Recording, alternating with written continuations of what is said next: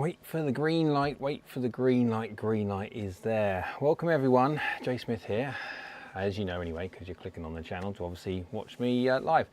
Welcome everybody, hope everyone is well. Completely and utterly, completely and utterly take me by surprise today. Obviously it's the 5th, which means it's the first Monday of every month, which means technically this is an open all access. Completely forgot about that. So depending on how many people log on, I was going to do a members only, but depending on how many people log on, I'll keep it as it is. I did have some news to share. So for the guys that don't know, generally speaking, when it comes to members, I do a live stream every single Monday. And I get to tell them all the stuff that's going on behind the scenes and some news and all that lot. And obviously every month, first Monday of every month, I do an open all access. Yeah, completely forgot. Today was an open all access. So depending on how many people jump in, I might postpone it till next week. Because normally when I do an open all access, I get a post out fairly early during the day, remind everybody and get that thing going. But as I completely forgot, because I've been frantically editing the new P770 against the old P770 video, and that will be up tomorrow. Fingers crossed I can get all the editing done. I should be all right. But there you go. Jump.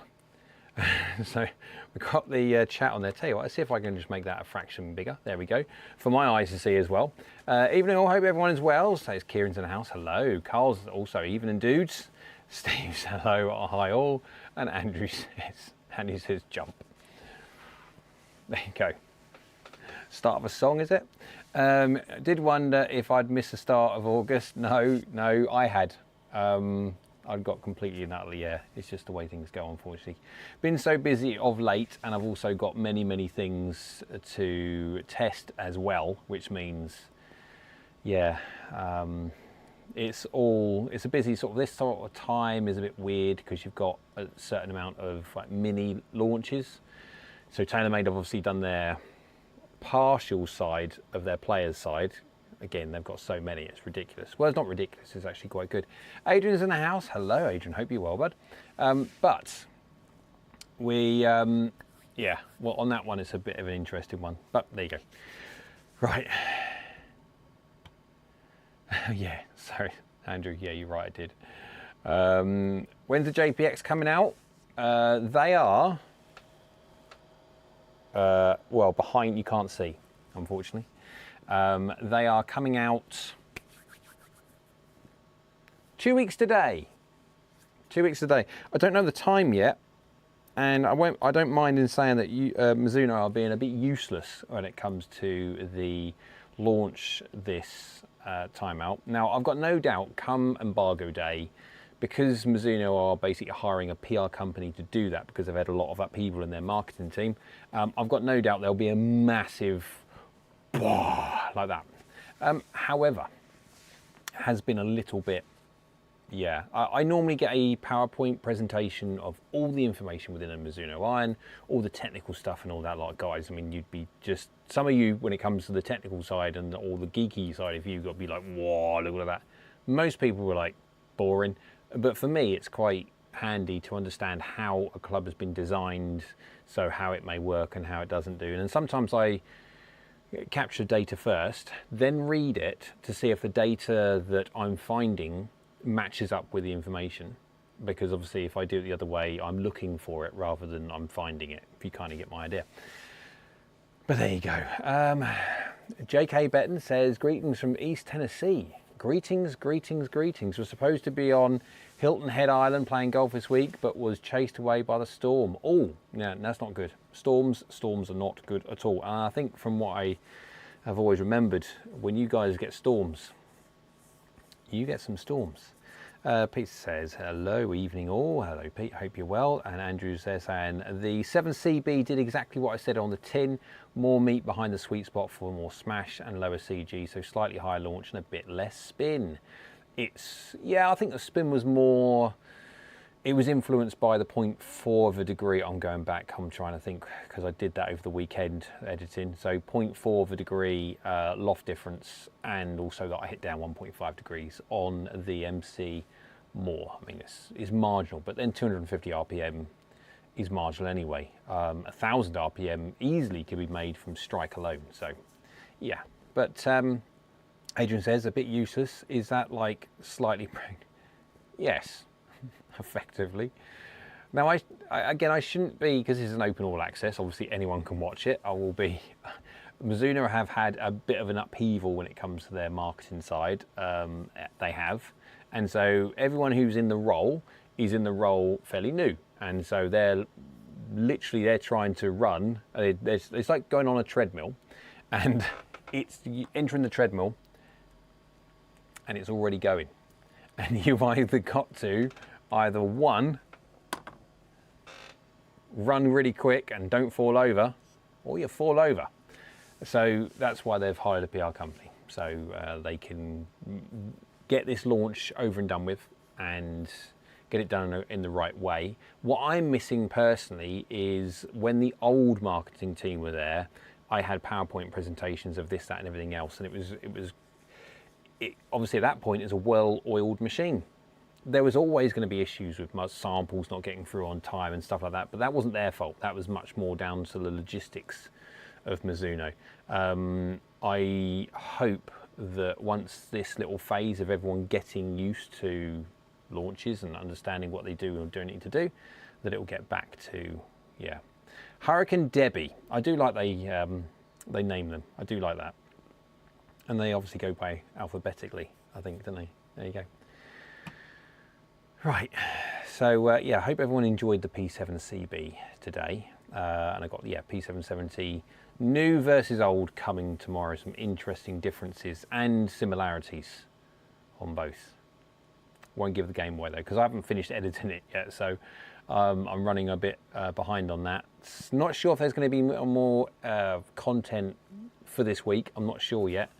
I have to get on with that JPX stuff behind me, of which you cannot see, because obviously I'm not allowed to, because it's embargoed and stuff like that. But I've got the Hot Metal, I've got the Hot Metal Pro, and I've also got the JPX Hot Metal High Launch. The last two golf clubs came through last week, so I can actually now start creating proper data sets with them.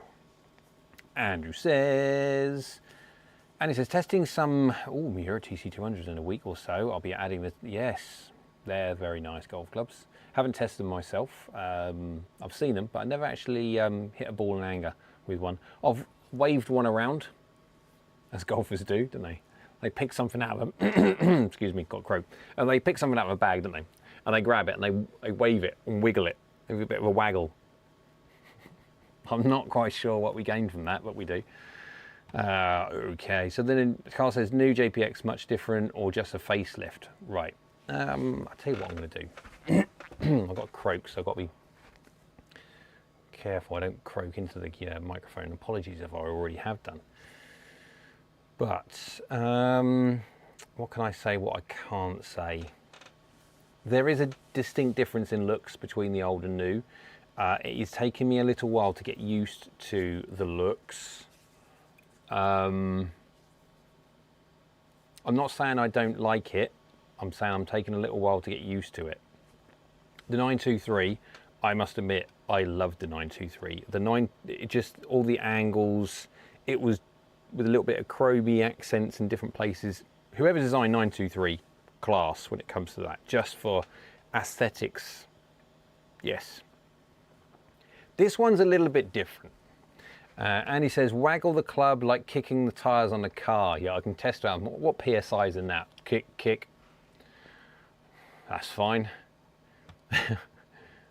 If only the 923 were shiny, well, we'll never get them again. I don't think we'll ever get MPs go that way again. It's a bit of a shame, because I do like shiny golf clubs. Although saying that though, when it comes to the recent P7CB, actually on balance, if you look at the entire golf club, I prefer the new CB than I do the old MC, on balance. I definitely prefer its performance. There we go. Right, so a bit of news that I can tell you, because it's a bit of fun. So the Temu video, which is about a week old now, just over a week, about a week and a day, I think it is. Done really well, so thank you for everybody that had watched the video. I have been asked to do videos such as like that for a long time. I'll tell you what, and I'll give you an up-to-date, because YouTube is always slightly behind. So let's, no, wrong one. Let's get the up-to-date one. So, I can give you an up-to-date. Oh, 61,830. There you go. That's the up-to-date bang to the minute. YouTube's always slightly behind. So from a videos point of view, doing really well, pretty happy with that. Obviously, I did have to pay for the golf clubs, £253 out of my own money, but I have broke even, so I'm happy about that. And anything I'm working into now, I'm working into profit. When I say profit, I mean paying for the time, for the day and a half it took for me to make the content. So however long, guys, you think that you want to work for when it comes to, I work for a day on this amount of money, day and a half, obviously that times 1.5, and then that's how much, yeah. Might have made enough profit for a fish and chip supper. It depends on what you call for profit, mate. So if I'm paying for my time at the moment, I don't know, I don't care. Normally I do this on members only, but I don't mind saying. Yeah, about 50 quid or so. Pollock, not cod. I'm a haddock kind of person. If I had to choose, I'm a haddock kind of person. Cod for me is just a bit bland, where haddock's just got a little bit more taste to it. There you go. So, I'm haddock. See? There we go. Right. But I moved to the USA in 2004. Miss it. Well, that's your own fault then. God. I don't know what they have over in America. Obviously, UK is synonymous with such things as the English fry-up and like English breakfast and fish and chips. What do you get over in America for standard fish? Do you just not get fish and chips? Do they look at you go, what? Never order fish and chips over here. Oh. Well, if we haven't learned anything from this live stream at all, we'll learn this. Don't lie. Tuna? I can't imagine battering tuna. You could batter some tuna, but not battering tuna. All right, I've got lots and lots of obviously shots to hit over the next few days, because I have to do those JPX 925s. Frugal fix the spikes in the house. Hello, Spike. So I'm going to obviously have to get busy doing them. I've got 4 golf clubs. 4, yes. 5, 7, 9 and gap wedge. I've already spoke to the marketing department, the new marketing department, and it wasn't their fault. Obviously, those were ordered way before all this happened. So this was ordered way back when. And so my argument was, we don't need 5, 7, 9 gap. Okay, it's lovely to see what a gap wedge looks like, because yes, you could argue that it transitions into an S23 or S25 soon to be, and a T24. You can see how they blend brilliantly. Great, love it. Or you can actually, just from a JPX wedge, runs all to a lob wedge and stuff. You can do that, brilliant. However, guys, come on, we don't know. Come on. You could save the gap wedge, saved 1 golf club. Obviously you've got now, however many sets you get, you're saving 1 golf club each time. If every 3 sets you've saved 3 golf clubs, that means one other person, one other lucky soul, can have a set of those to test. Why would you not? Why would you not? Eric 1070 says, I have heard it rumoured that the new 925 irons look like the Sim 2 irons. Oh my word, it's been a little while since I've looked for the Sim 2 irons. Hang on. Sim 2 irons, just so I can get the...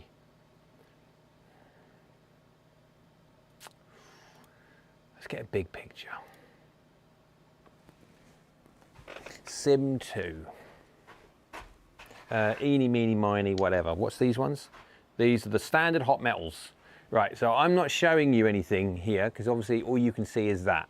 But that is the new golf club.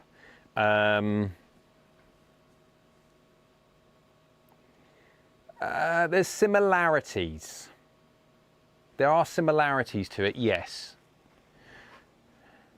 It's a similarities to it.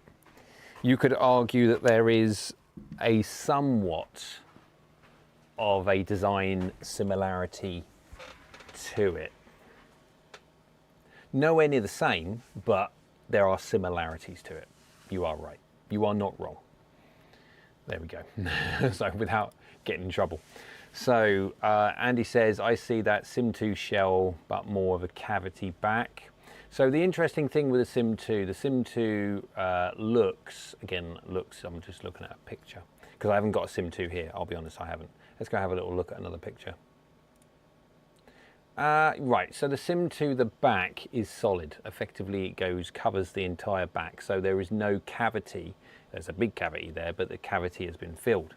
The new JPX 925 has less of a cavity than the 923. Still not quite a filled in badge or plastic lump, whatever the Sim 2s are, but effectively, yes. Right, Eric says, hello Eric, hope you're well. What JPX 925 lefty options are there? Any idea? Do you know what? Any changes in the lofts for this line? No. Well, when I say no, half a degree, that is it. I can't tell you which way, obviously, because I'm not allowed to. But you can kind of, yeah, work it out. So I'm going to go get my email, as you can see. There we go, because I need to move it out of the way. There we go. Because just in case I've got some bits and pieces on my email that you can't see. What do you say? Was there any so left-handed options? Let's have a little look. I've got a couple of bits of information here. Not quite sure I can find. Right, okay. JPX 925 hot metal, 4 sand wedge, available in left-handed. JPX 925 hot metal pro, 40 gap wedge, also available in left-handed. High launch, only right-handed. And pineapple fog, thank you very much for subscribing. Pineapple fog.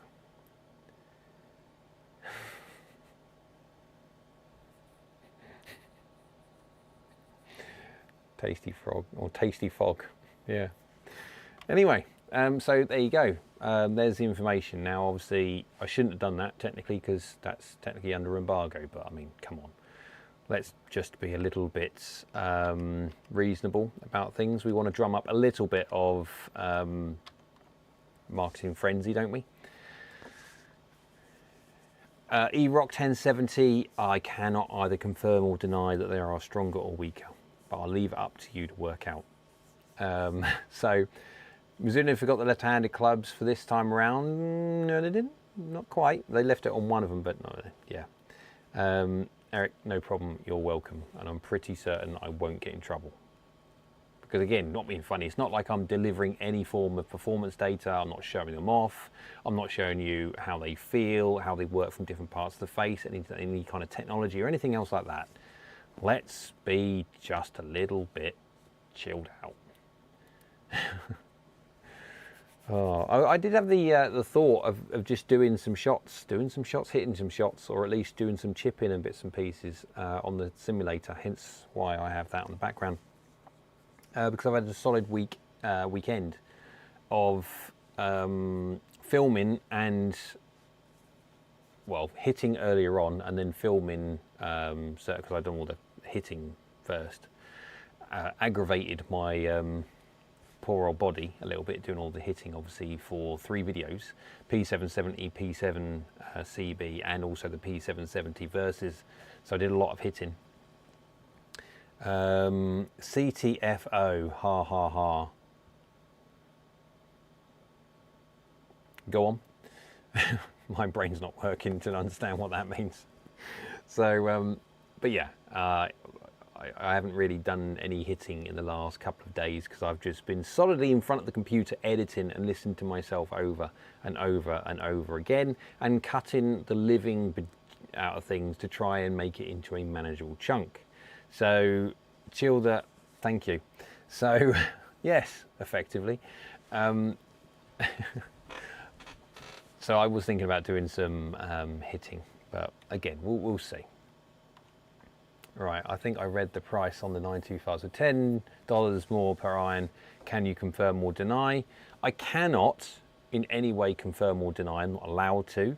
However, I can say this, that if you look at the passage of time and you look at the pattern of which manufacturers continue to release their new product and continually increase its trade costs, remember, obviously they deal primarily in trade costs because they don't sell to the consumer, they sell to the trade. So accounts will buy things in, obviously, and accounts will get told. It's then up to them what they sell it for. They have an idea of, because this whole classic thing, it's not a race to the bottom, so it's kind of an unwritten rule that everyone sells them for the same amount of money. That's what they should do. But that's down to the retail sector. Absolutely, whatever the price they want to sell them for, whatever profit margin they want to make or not, it's up to them. So if you look at how much Mizuno charge trade, there is absolutely a pattern. I'm not just picking on Mizuno because we just talked about Mizuno, but manufacturers in general, every single time they do a release, they're always X amount slightly more. So I cannot confirm or deny, but if you look at the pattern, your assumption may not be wrong. Not liking the 200 pound on everyone. Well, yes, unfortunately, when I first, so we were looking at 225s. 225s were 191 pound an iron, I think it was, something like that, at the start when they were launched. And I just like, what? You've gone from HMB, which was something like 176 pounds an iron, which was still expensive enough. And then it went to, and then this one, the 245, is well over 200 pounds per iron. Don't get me wrong, is a very, very good iron. But you can understand where people have, if they've got the money, they'll spend on new irons. They will. They'll spend on new irons. However, you can understand why the second-hand market is as busy. You can understand why the price of second-hand equipment have gone up as much as they have. Some piece of second-hand equipment are just like seriously holding good money. So, yeah, I even though I don't agree with the Chinese knockoff idea, I don't. Yeah, I don't think it's good. My personal belief, not what from it is from a reviewing side of things. My personal belief is Chinese knockoffs are not good for the industry. But then the industry doesn't help itself by themselves not being very good for the industry. But yeah. Spike says, I'm back from California. Orders other than yours caught up. Jay had a death in the family and had to fly west for a while. My condolences, buddy. I think everyone will, who's watching, will wish you the same. Andy says, second-hand market on 1 to 2 year old cubs is like 80% of new. Yes, Josh. I was fitted into Bing, but then, yeah, I got me. Yeah, anyway, Ping Blue Dot. I've noticed more I've used them, they tend to go left by a lot, okay? Could it be to do with being a little upright? Okay, so dynamically, is the most important thing. So if you or everyone don't necessarily think of their lie as a static, you may be blue, you may be white, you may be red, you may be orange, you may be silver, you may be green, you may be any of the colors. Yeah. It's the important thing is how do you deliver? This is the problem where a lot of fitters, yeah, unless you are a very, very good golfer, do not fit on flight. Like, this is the fit. If any fitters are listening to me, for the love of all that's holy, do not do what you've been told to do. Everyone's not a tour player. On a tour player, they hit the ball, then the floor. Hit the ball, then the floor. Every single time. You fit lie through flight.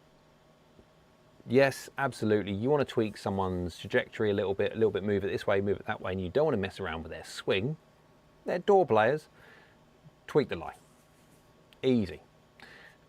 Most golfers do not hit floor, ball, then floor. They hit floor, then ball sometimes as a miss.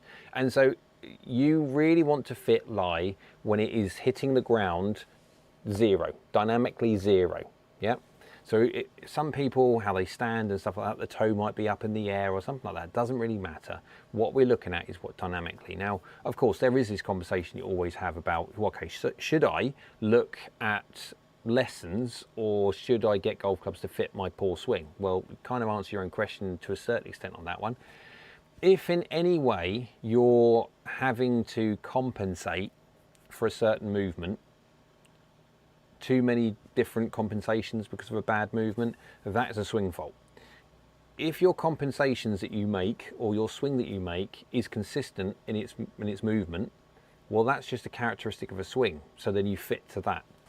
But too many fitters try and fit through trajectory on the fitting. On that day, we swing and do things differently every single day. And of course they do whatever they do. You need to be lie zero, unless you are a good ball striker.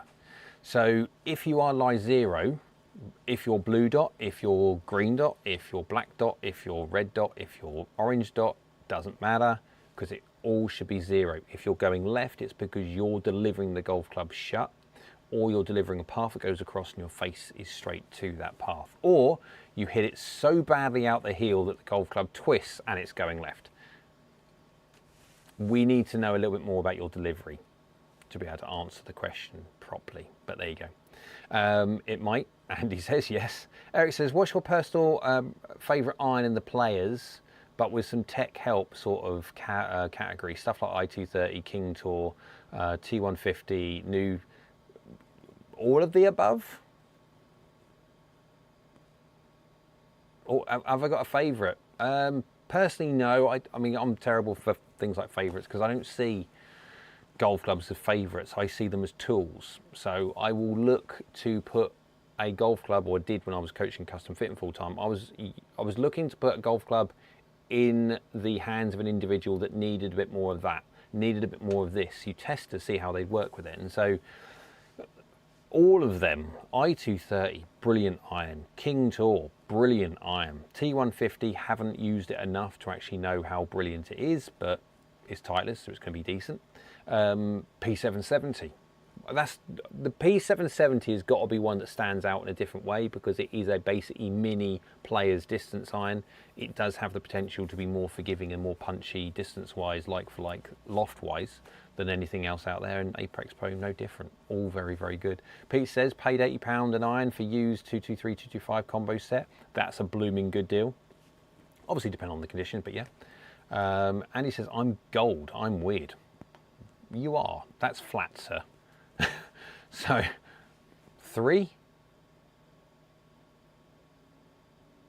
that 3 flat? Off the top of my head? Anyway, Spike says, did you know all pin clubs are built to one lie and bent top the colour guide? Yes, they do. I've actually got a video. If I could show you, I'll tell you what, we'll do it another time. But basically they stick it in a vise and some guy comes along with a big brass, I think it's brass hammer, and basically smacks it. And then smacks it again if he just needs a bit more.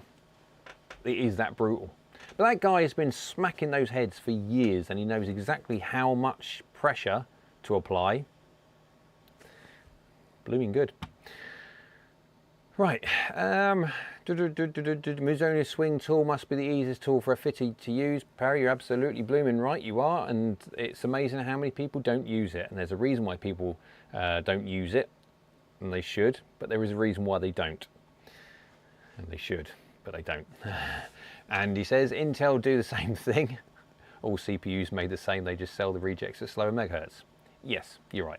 Same for graphics cards as well. Going a bit techie now. Harry says, hello mate, hope you are. Evening Mr. J, evening everybody. Lie flat Mizuno style or even flatter? So I haven't dot mine up yet. Apparently they've come through as standard. So I already know that they're going to be 1.5 degrees to 2 degrees flat for me, which is a bit of a shame. They did say that they could get mine on the tour truck, but as the tour truck's busy, it won't be sometime until August, and it's, yeah, so I just thought, you know what, they can't be any worse than last time, because the last ones, the JPX 923s, they were shockingly bad. And he says, less spin, King Tour, more spin I230. Yes. Again, it all depends on what you need. This is the thing with golf clubs. You can, what's really helpful to some people can be really hurting to others, and so P770 goes further. Yeah, it's a really good. I was expecting obviously 33-degree lofted head. I was expecting it to go around about 160.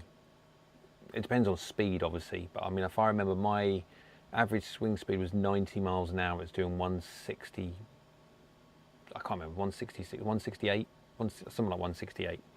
Well, my normal 91 to 92 miles an hour with my blades, and they're 34-degree, and I ran 164, 165. So I was expecting them, but they were punching above their weight on that one.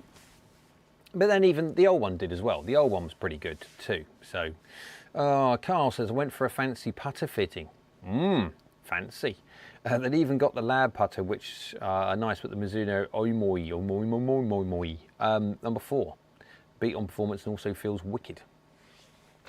Wicked.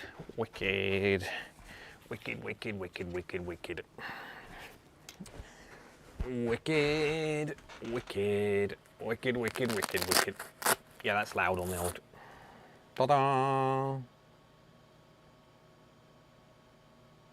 Oh boy. Looks quite cool too though, doesn't it? Really. Can't really complain.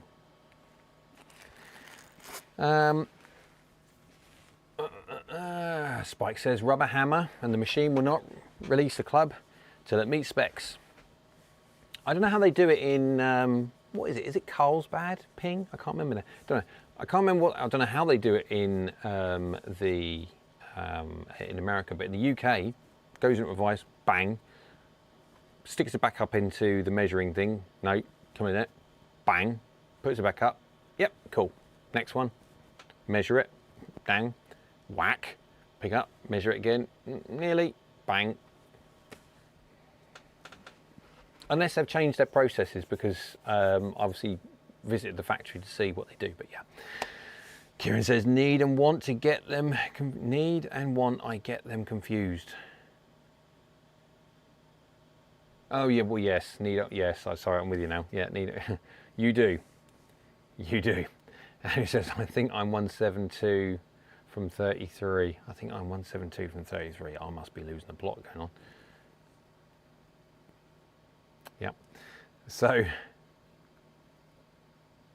I don't know. Neil's in the house. Hello, mate. Carl, could it be that you also was a bit predisposed for it? Oh, there we go. Oh, about the Omoy 4. Possibly. Carl likes his stuff like that. Snap, same colour. Yeah. I still say had. It was this one or the blue number 3. Very good putter. Still got it. Hola Niels. Yards 33 loft. Ah, here we go. I think 172 from 33. Well, from a 33-degree lofted static head, it will probably be delofted to something. But yeah. Perry says, watch the ping fitter do mini ninjas adjustments. Expected the head to go flying. Yeah, they do bash them somewhat. It's quite a brutal thing watching ping adjust lie angles. It's not like a bar where they get it and they go like that. No, they just one. Rather hard too. Carl, I really wanted lab Niels, and I was worried about resale value on the Mizuno, but it just fits. Who cares about? Okay, right. Okay, so I personally don't care about resale value on anything that I've ever had, and yes, I'm very fortunate that I get anything now for free. I'm really lucky, and I understand that. And anyone who's in my position, any YouTube reviewer, not influencer, because that's a wrong thing, because we shouldn't influence people to do something. We should inform people and they should then make their own decision. Everyone should be far more courteous and far more gratitude than they actually do. I am very aware of how lucky I am about getting certain things to test and use and stuff like that. Yeah. Not enough people are. It frustrates me sometimes when I hear of other YouTubers, especially the very big ones, that do videos specifically on stuff they haven't unboxed yet. I think that's massively disrespectful to the manufacturers. Yes, I get it. Everyone is busy, but the very least you can do is, if you're in the business of reviewing equipment, you get sent something from a manufacturer to review, the very least you can do is review it. Like, they don't even do their own, some of them don't, they don't even do their own editing. So it's not like they're thinking, oh crap, I've got to do all the camera stuff and then I've got to edit that stuff. And yep. Matt Hutchinson, what's up from Barbados? Hello, Matt. Wow, Barbados, what's the weather like? Spike says, I clamps the club and will not turn loose unless you get the numbers to meet the order. My son has toured the factory here when he, on the club fitter award. Oh, okay, that's cool. And he says, Jay's a hoarder, 2 sheds full of old clubs. No, I have, well, I have a lot. I have, at the moment, I've got my playing bag, of which you can see most of it is over there still, because I took all the clubs on my bag. I took the 11 hybrids and also all the wedges and stuff, which no one cares about. I would like to add, I did a wedge video. The driver video did really well from 11's point of view, and mine. I mean, it's got 10,000 views at the moment, which is not brilliant, but it's doing all right. It's ticking along, and it will make its money through the passage of time. But more importantly, for me, it was an opportunity to try, and anyone who wants a new driver, and there's an opportunity for that, and at a discount code price as well, I thought, why not? And so, speaking with 11 Golf, why not? Let's do something with the wedges as well. If people want to buy the wedges, why not? Let's just try and get them some 5% off. I mean, it's a no-brainer. Of course it is. And hashtag no one cares. Because I think, what's the video got? Like 1.4 thousand views? No one cares. So I drove to Flempton Golf Club to do that. Hence, I have my bag over there, not with my own, that way, not with my own golf clubs in it. All those you can see back there. I've got all the 11 stuff, which need to go back into the direct-to-consumer manufacturer golf bag, which I use as a ping one down the side here. Although saying that, my Vice ones are coming shortly. So I've got VGI02 coming, and their wedge and a putter. And then I've also got VGI01 and another putter, because I obviously do 2 styles of putter. But I've got that coming, so I'm going to need more bags. So I've got loads of stuff, just too much stuff. Rock 1070, it's amazing with all the technology these days. They don't have a lie and loft bending machine, so they don't have to do it manually, put it in the spec and let the machine bend it to exact spec. Do you know what? You're bang on. You are. Although there is fun thing about watching a human do it. I actually do prefer that side of things, obviously, because if we could automate everything, but one of the good things about the likes of Ping, the likes of Mizuno, is the fact that you see your golf clubs being made by human hands, experienced human hands, not just by a machine with no thoughts, feelings, or anything else like that. You're not paying anyone's mortgage if a machine does it. Where, yeah.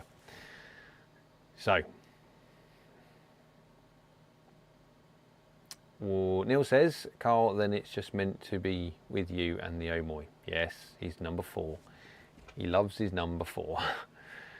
I hope so, Niels. So, Kieran says, it's a great driver. An effing great driver. So tempted to buy the hybrids. Many people have. Many people have. The hybrids are, it depends, you see. So, personally, would I ever use the hybrids? Personally, no. Why? Because everyone gets enjoyment out of golf differently. They don't just enjoy, I'm focused on the scorecard. My amount I enjoy golf that day depends on the number that I finish with. There are some people like that. Some people just want to go out there and say, please don't rain. I just want a nice little walk in the countryside, have a chat with my mates. Don't rain. A big part of the enjoyment of golf for me is the equipment, is what it looks like, what it feels like. It's everything. And so I would enjoy golf less if I didn't play with what I play with. And who's wrong? Who's wrong? Aero UK, what's the best game improvement-ish iron that isn't low spin? They are, generally speaking, all low spin on the basis of, because they're trying to get their centre of gravity as low as they possibly can do, and as soon as you move the centre of gravity that low, you're then going to use gear effect on the head to try and obviously increase launch, but that will also drag spin off the golf ball. It's not an ideal solution. Obviously, they're trying to, what's the word? Fix that. Not fix that, counter that by adding big ball speed by a super flexy face. It's the difficult thing there. Neil says 11 drivers temporarily sold out. They are coming any time now. They're literally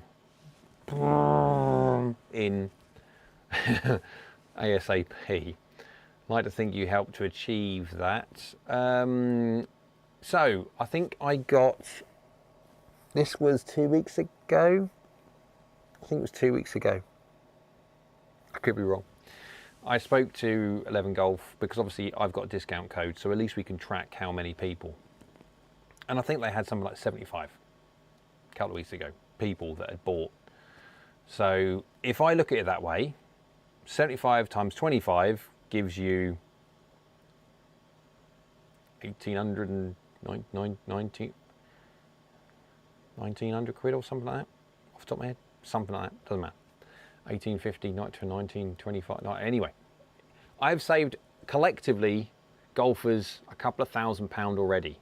So for me, my point is I am happy. I have done my job. I can sleep soundly at night knowing that what I am doing is making difference to people's pockets. And also they're going to get a great product and blah, blah, blah, and it's brilliant. I find that side of what I do rewarding, personally. So, Carl says, sent you an Instagram pic of my vastly slimmed down collection all organised. I'll have a look at that one in a minute because I don't want to go sort of, swear on camera. And he says, at area 923, hot melt high launch or AI smoke HL. That will be because of spin loft, most probably, but yes. You're always going to get the most on a HL head. Obviously, sometimes they are lighter, although not in the AI smoke HL. I don't know if Callaway liked that or not, but it was true. HL and the Max Fast Max, whatever it was. Is the reason Ping hits it with a rubber hammer is to avoid the marks on the hosel? No hosel. They smack the end, so hang on, bear with. I will use anything I have to hand. So there is a golf club, as you can see. Yeah, it sits in the vise like that, and the guy comes along and goes, bang, right on there, and it's obviously clamped here, and it goes like that. He gives it a damn good smacking.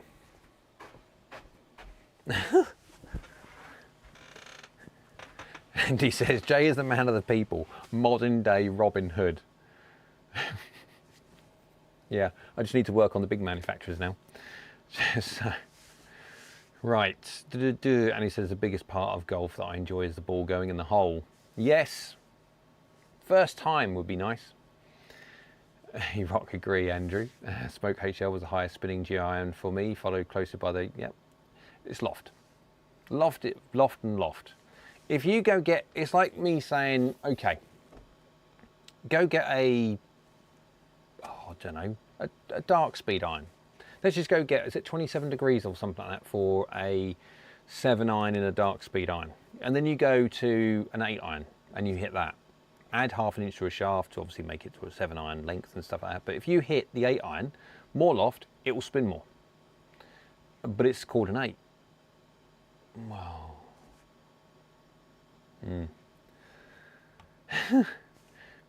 Spike says, I've checked my son's new clubs the other day with the loft and lie checker. Told him that 2 of them were wrong.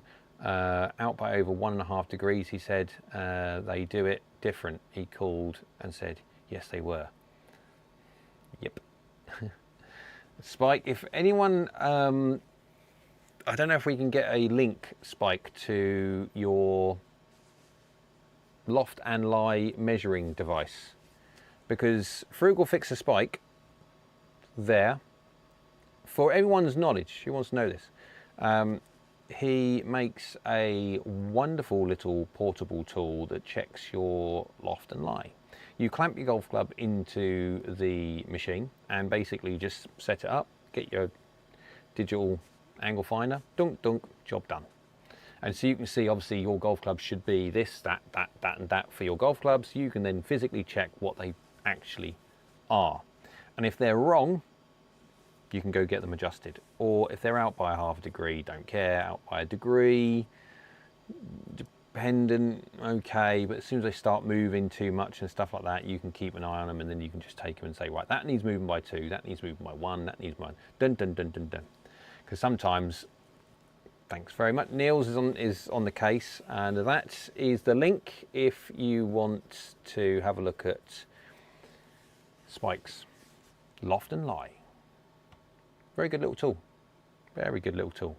Considering how much they cost, like machines cost, if you just go to eBay and find something on eBay which measures something similar to what Spike said, you can still spend £300-400 easily. And I can't remember how much Spike's is. It's something like $80-90 or something like that. There you go. And he's just said 400 used lie loft machine. Yeah, and I think Spike's is like $80-90 or something like that. I don't know off the top of my head, but it's ridiculously cheaper. And so why not? It's a brilliant idea. Spike says, he said I doubted it, but I had it checked and apologised for me. Yeah, I know.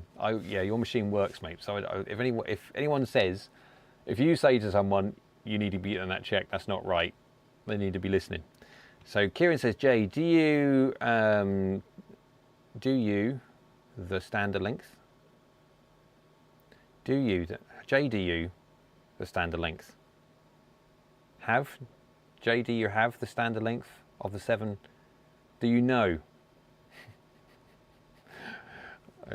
Sometimes it's my fault, honestly. Sometimes I look at something and my brain just doesn't want to read it properly, and I can't get the words out. And then other times, absolutely not my fault. So, asking for a friend. Do I know what they are? The standard length for the 7. I think it's something like 37.5. Off the top of my head, I think it's 37.5. Hang on, hold fire, everybody. Niels has got a comment. You have a soapbox moment. He's having a rant. So, Frugal Fixer Spike says $89 with coupon coming in. Yeah, because I do have a coupon, don't I? Spike, can't remember. right down there for the coupon. Anyway, Niels is having a little bit of a soapbox rant. Here we go. Every manufacturer should label the irons with degrees of loft and ask, what loft did you play there, instead of what was, was that a 7, stupid thing, iron, stepping down from a soapbox again? Yes. Who was it many years ago? When I say many years ago, let's say 10 years ago, I don't know, was it Ben Hogan that actually just put lofts on the bottom? No numbers, just lofts. Number 7, 31 degrees at 37.5.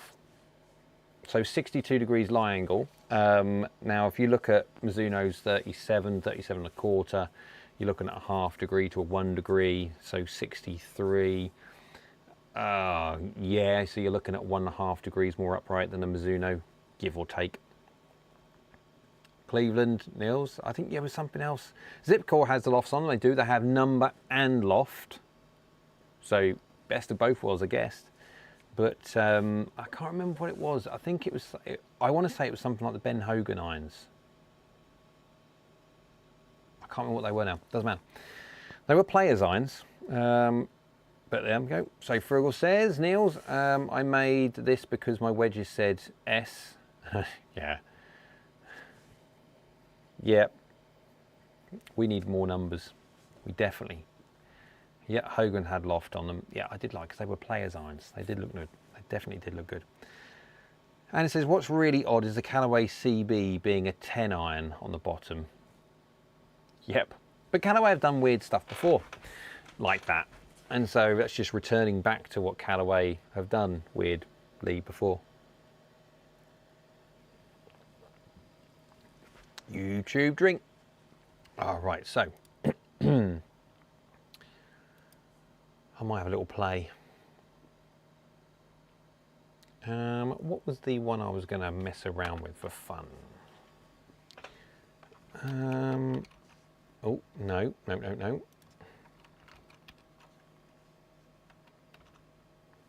we go. God, how croaky I am at the moment, so apologise for that to everybody. Have we got small ones? Par 3s. Yeah, why not? Like the worker, it won't. Frugal says, "Why should I send markers with them so they can add the numbers?" Lol. Yeah. Weird CJ drink blood. Yeah, that's what it looks like. It's antifreeze. Not weird. It's a Monday. Yeah, it's a normal Monday thing. YouTube drink. Just a drink, really. Because the problem is, if not, I just constantly talk. And is that still going? Apologies for the untucked nature of my attire today. I'll flick over to the other camera. There we go. I'll flick across there. I've got that one on there. I will flick over here, though. There you go. So I can actually see. Oh, dear. I want to turn that one little thing on there. I'll turn that on. Not to make a blind bit of difference to anything, but there we go. God, dear me, I've been sitting down all day today, editing, and of course, bum on seat for too long. Right, just played 18-hole sim par 3. This, oh, well done. Like that idea. That's the problem. I don't really use this for anything other than work. Missed a 12-foot putt for 1 under. Oh, you. Yep.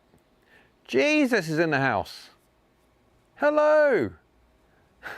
Neil says, it's the blood of reviewers who whack an iron 3 times on a course and pretend to have an informed opinion on performance, which is really just paraphrasing the marketing material.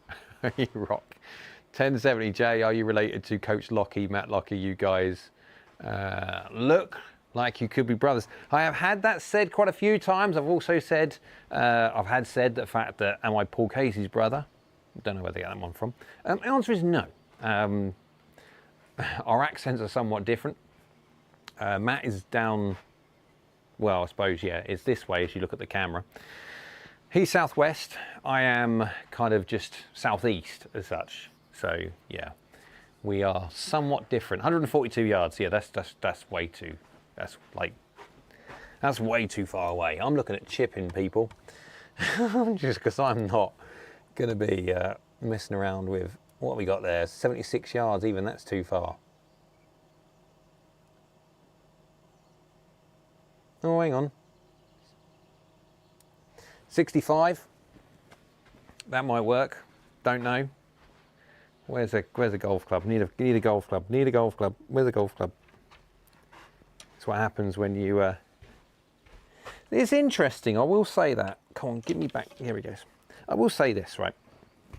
And it's an interesting thing that with all the golf clubs I've got here to use, every single time I'm doing something, especially when I haven't warmed up, especially when I haven't done anything whatsoever when it comes to sort of like hitting shots before on camera, as soon as I grab something, wedge-wise, I'll always grab the RTX 6.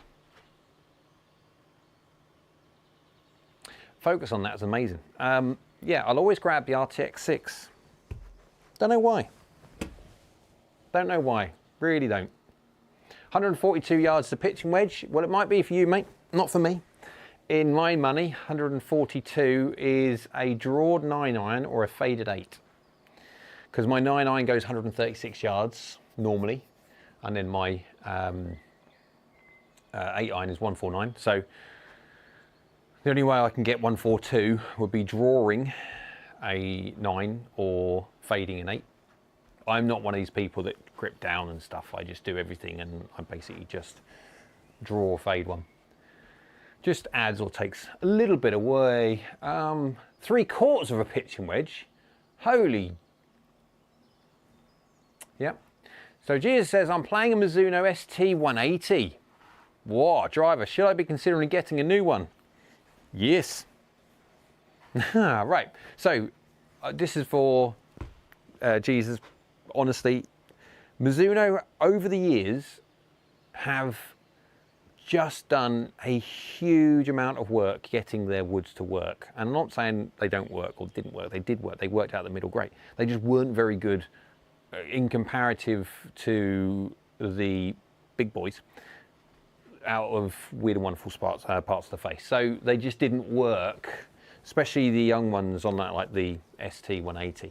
So yes, if you were to go from that to something like the, which one is this? Yeah, that's the Max. If you were to go something like that to the Max, you will notice a huge difference. Not out of the middle. You'll get a bit more out the middle, of course you will. But you will notice a boatload more help when you don't hit the middle. And because most golfers don't hit the middle, you'll notice a boatload of help. Because it's like that. Where are we now? Where are we now? You are in practice mode. You can drop the ball anywhere. You're right, I will do. A 42 degree pitching wedge. Jeez me's, Andy. Yeah, mine's 46. That's 42. Yeah, well, that's my 9-iron. No wonder you're cheating. American altitude differences, Jay. Yeah, I suppose I've got to remember. There was this one's up in sort of where it is. Yorkie Bar 1962, you've been a subscriber for a long time. Nice to have you along. Long 147 is a 7-iron for me. Doesn't matter, as long as you hit it. Doesn't matter what golf club you use. Spike says 148 is a 3-wood for me. You just do a lot of practicing, and of course your poor legs are still healing. 147 is how far I throw my putter after a 3-putt. Jesus, I sometimes hit the middle. We all do sometimes hit the middle. Very clear advice, thanks very much. Anytime. No, I'm quite happy for that. I have mega spin. I'll be interested to see what you do get. Steve, I'm with you, Niels. Yeah. Oh, golf's, yes. Have fun. Right. Money on a small draw. Oh no. Money, well, you tell you what, Kieran, honestly, first shot, 66 yards, your money could very well be on a shank until I've warmed up. Teddy Streams. Hello. Mizuno 923 Hot Metal or Shrixon ZX5.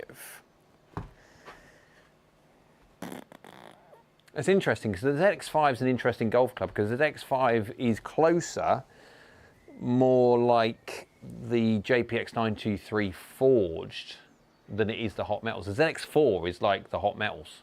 So the 5 is kind of pushing closer to that one. So it all depends on what you like the look of. HM Pro, that is. Yeah, HM Pro's got the same tech, it's just slightly smaller, but it's still basically the same size. I would show you the 925 stuff, but obviously I can't because I'd get in massive trouble. So, personally, what would I go for? If it was me, I'd go for the Hot Metal Pro. Just because I like the smaller top lines and stuff like that.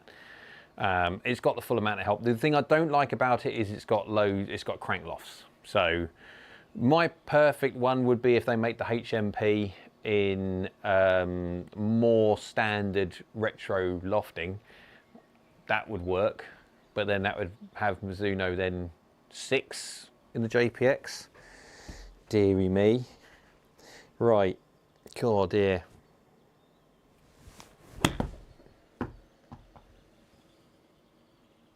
Cool, too far. Oh, is this this is altitude, isn't it?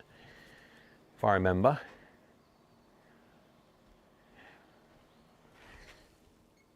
Yeah, 67, 70. Yeah, so we gained 3 yards there through altitude. That's halfway. Come on, run. That's fine, that's absolutely fine.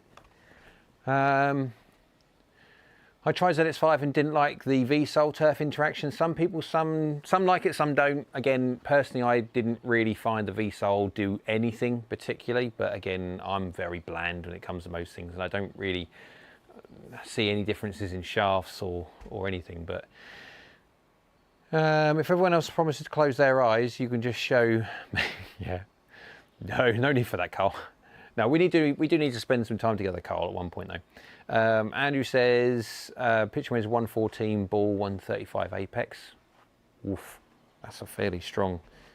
Wow. When do the 925 series release? I tell you what, for the people that have watched, I have said the date before. So, were you listening? Anyone like to pop on there what the actual date? I don't know the time, but I do know the date. Was everyone listening? 2 weeks today. Absolutely. Well done, Carl. House points. Too far. No? No, I thought it was going to be fractionally too far. We'll take that. So yeah, 2 weeks today. So I've got down here, you can just see them. Starts from here and goes back this way. So I've got 4, 4 and 4. So 5, 7, 9 gap, 5, 7, 9 gap, 5, 7, 9 gap. So they go like that. And I've got them in obviously the high launched Hot Metal Pro and Hot Metal. And I'm going to be doing I'm going to do 4 videos. Initially there's going to be 4 videos out. Not quite sure. You can have your 2 pence worth if you want, for what I do first. But my thoughts were, my first video at embargo release would be an overview video. This is what these do. Blah, blah, blah, blah, blah, blah. And as a comparison between all of them. Not going into all the forgiveness side of things or anything else like that, just going into pure, if you swing at this speed, if you swing at this speed, if you swing at this speed, you hit these, da da da da da, this is what happens. And then on, let's say 6:30, because it's normally about 2 o'clock in the afternoon, there's embargo time also that would release them, but about 6:30 or so, I'll release my first full video of the JPX 923 Hot Metal. And that will be the full review of specifically that golf club, 3 different swing speeds, and also forgiveness testing as well. And then the day after that, I'll do the Hot Metal Pro. Day after that, I'll do the high launch. Well, that's my idea at the moment. I could be wrong. Again, could be wrong. Well, you guys might have a better idea.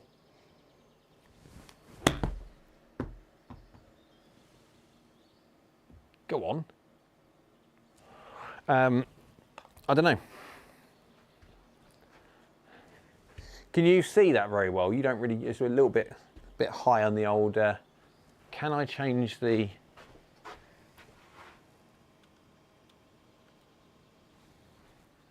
Does that help? Yeah, just turn down the camera a little bit so it's not so blurry. Oh, pushed it. Oh dear. I completely forgot how far and fast I need to swing there. Monitor gamma. Well, I just turned down the f-stop, or up or down or up or whatever. Right, 62 yards, Jay. To not go, just go.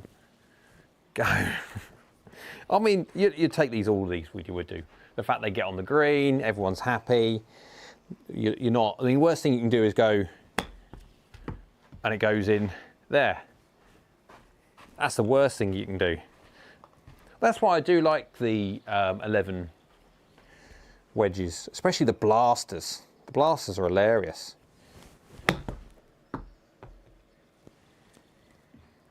God, look at how much more spin you can get on that one going across. So if I go across, see, if I was in the rough, that's what I would do. I would be coming across on that one, just like that, trying to get it out. But then I have to swing so much harder. That's 8,000 RPM spin. Whew. So let's just do one out of the rough. So we're looking at 60 yards in the rough, coming across. That's going to take a heck of a lot of speed off. So we're going to have to swing a little bit harder than that. Oh, that's no good. Stop. Oh, that was lucky. That was more luck than, yeah. What was the ball? 60, well, yeah, efficiency's 1.0. Flop! Oh dear. Specialist shots, dump them, just go back to normal.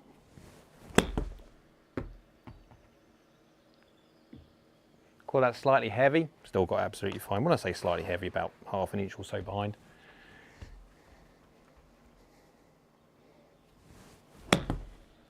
Better shot, that one. Still need to hit it harder, absolutely fine. Need to go different positions, getting bored hitting the same shot, really. Haven't lost any balls since I got my sim installed. That's good, because you don't want to lose golf balls, not the best time, even in a sim. I actually lost one at this local. Did you really? How do you lose what, really?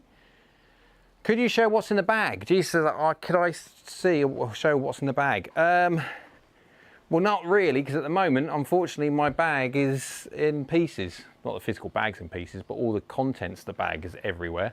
Through me when I take it out, or took it out to Flempton. Right. One more of these.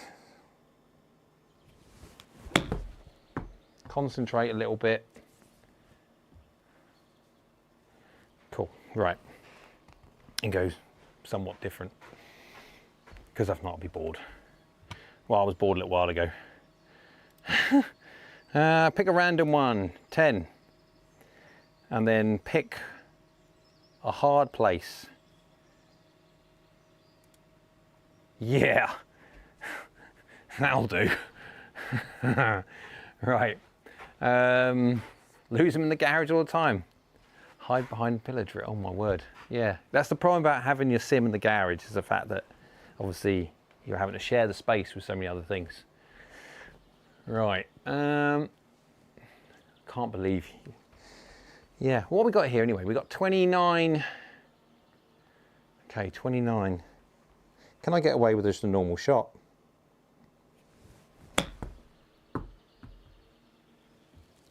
No, we need a bit more height on that. I mean, it's fine. Absolutely fine. So just need a little bit more height. That's all. Oh, too much height. Oh, just got away with that. I thought I was going to be short on that one, but no. Good luck with that shot. Break out the 70. Oh, you could do. Let's, for a bit of fun, let's go get that blaster. That's 64. I've got it round here somewhere. Where are you, you silly thing? It's round here. I know this is riveting live streaming. watching me off of camera trying to search for a... Yep, that says L64. I've still got... No? That's fine. So, this is interesting now. Roof! God, he dunked it. I hit the roof. Well, not quite the roof, but basically, yeah, hit the roof and near enough dunked it on the first go. But this does, I mean, it's so much easier from that point of view. Oh, I thinned it. It's so much easier, the fact that you haven't got to think about going across this way and stuff like that, because you've just got loads of loft. It's just a case now of just making sure ball contact. Ground first slightly, it doesn't matter, does it? That's the thing, when you've got a sole this big, it's just crazy.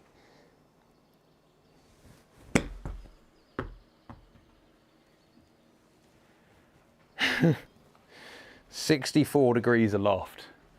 And this is the thing, you can literally just...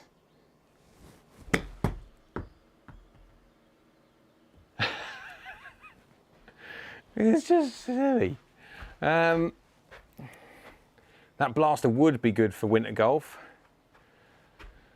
I can't hit Mini Ninja, it makes me fix... What? I can't hit Mini... Sorry, Spike. It makes me fix sheetrock. He's going to sink this and double 11 wedge sails. I don't think so. Summit says, so when are the Mizuno Woods JPX? So JPX are launching on the 19th of August. 2 o'clock, I think, but I'm wrong. I could be wrong. The Woods are coming in January, because obviously Max was only ever going to be a 1-year life cycle. I did hear, though, that they are separating a little bit on the Woods. I could be wrong, because I heard this through the grapevine, that they're moving more so down the route of JPX and Pro. So there's going to be 2 sets of Woods. Again, I could be wrong.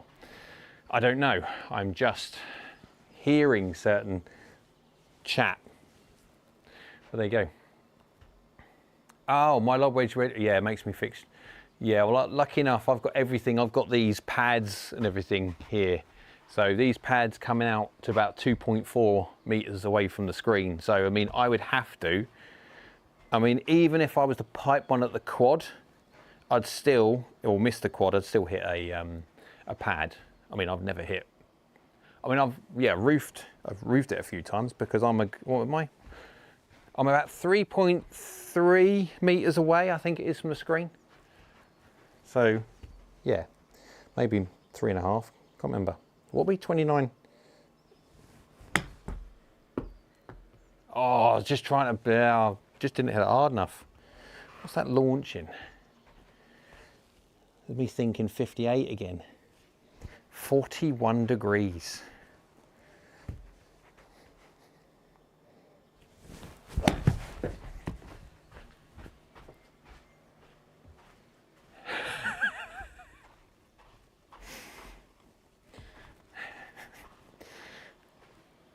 So you can dick about if you want, but no.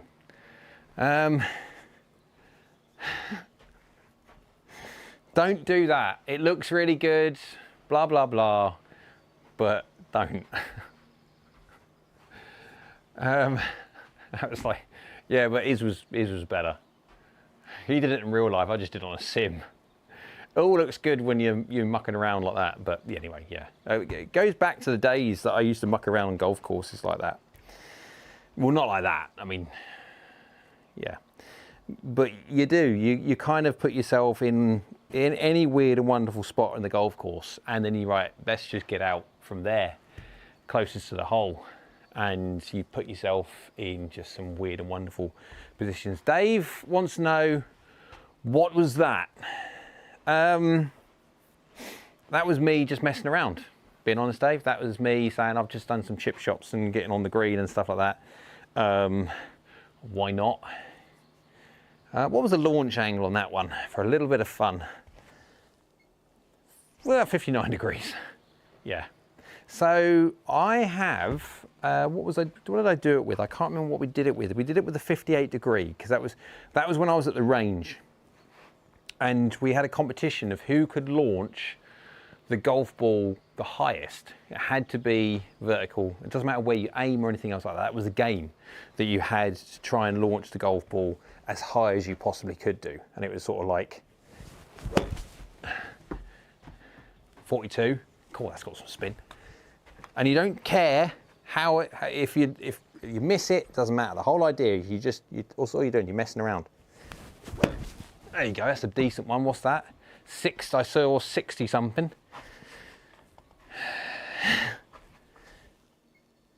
Come on. It's only a thing like 62.1. And you just have these games. Now we used to do it obviously at the range because well, when you're in the golf course you do different things, like you put yourself in Weird and Wonderful Lies and you fix that. But they're the kind of games that you play.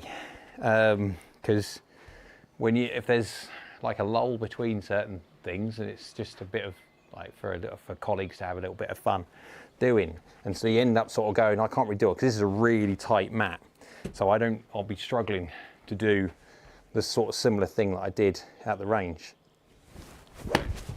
Nope, caught it fractionally too much. You need to be hitting just fractionally before the golf ball.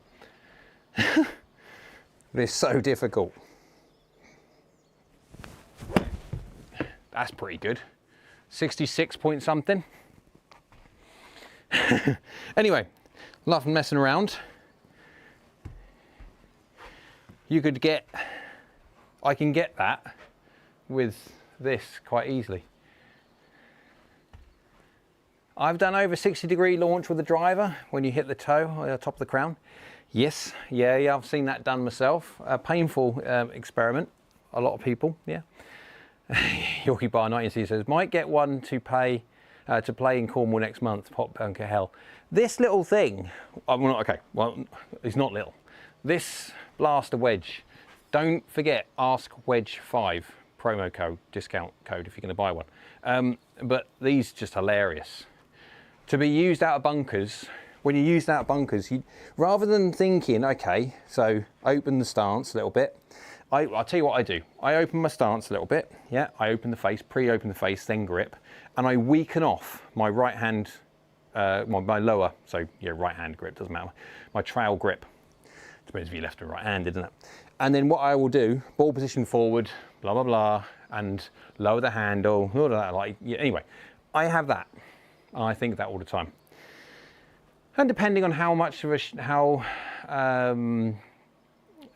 long the bunker shot is to effectively how much I'll aim more, so less, and what the length of my swing will be, and blah, blah, blah. Anyway, with this, it's a bit different. It's got so much loft, 64 of them, that you can just start thinking about playing shots where you just aim straight, face straight, and just hit normal bunker shots.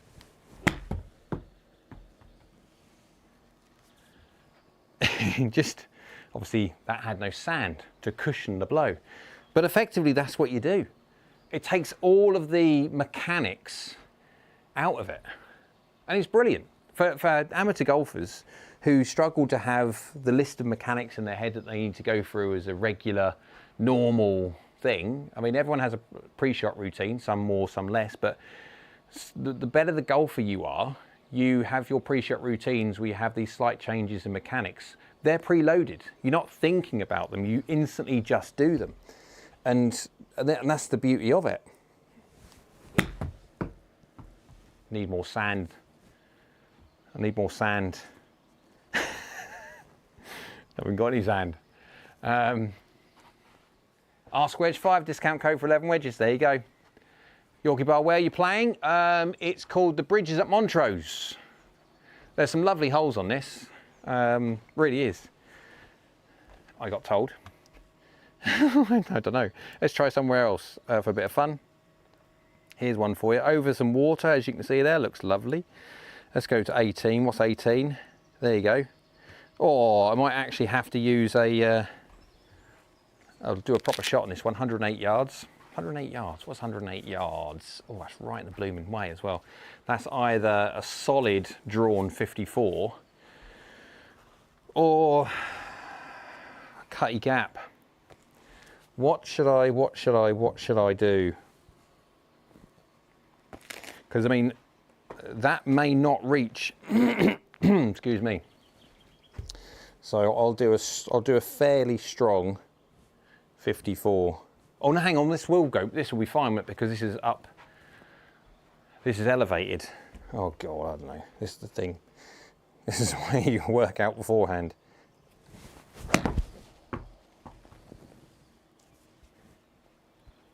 Yep, elevation's key. Wow, that went miles. So, anyone who can't see, up there it says raw carry 104 yards, which is basically how far my sand wedge, generally speaking, normally goes. Carry, 10 yards longer. Game carry 10 yards longer because of the distance of being up in near the sun.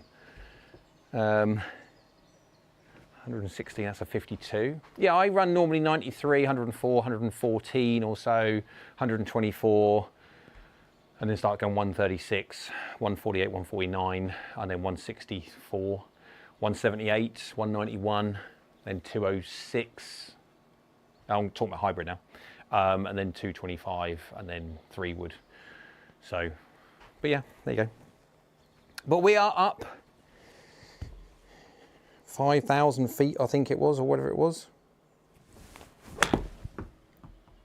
Oh, I tell you what I will have to do, if I'm going to start hitting shots, I'm going to have to start putting that, my little band that you see me use, because I can already feel myself rubbing myself senseless, which is not fun.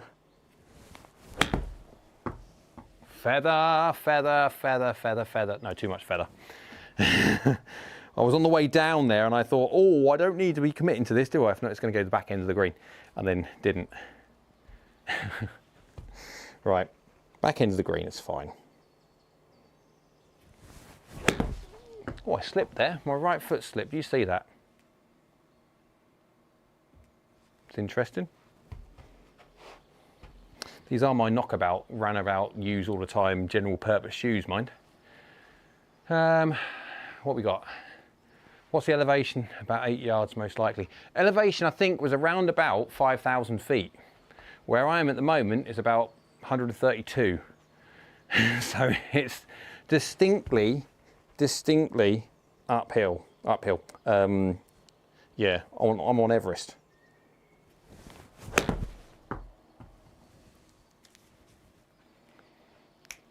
Slow down.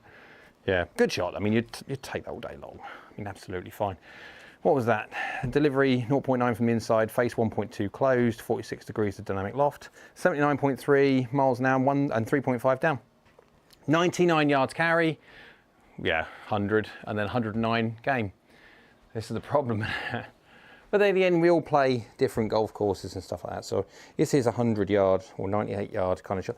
98 yard shot, I mean, that's getting really close to a really hard 58.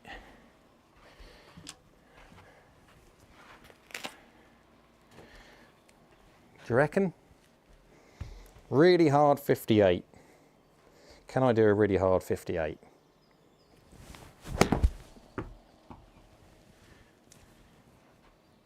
Yeah, you can do. Go on, spin.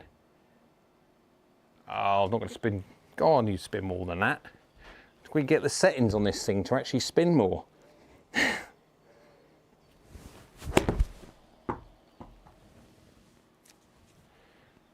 So if I hit it hard, I'm safe. With a 58 hit hard, I'm safe. Because miss short on here is dead.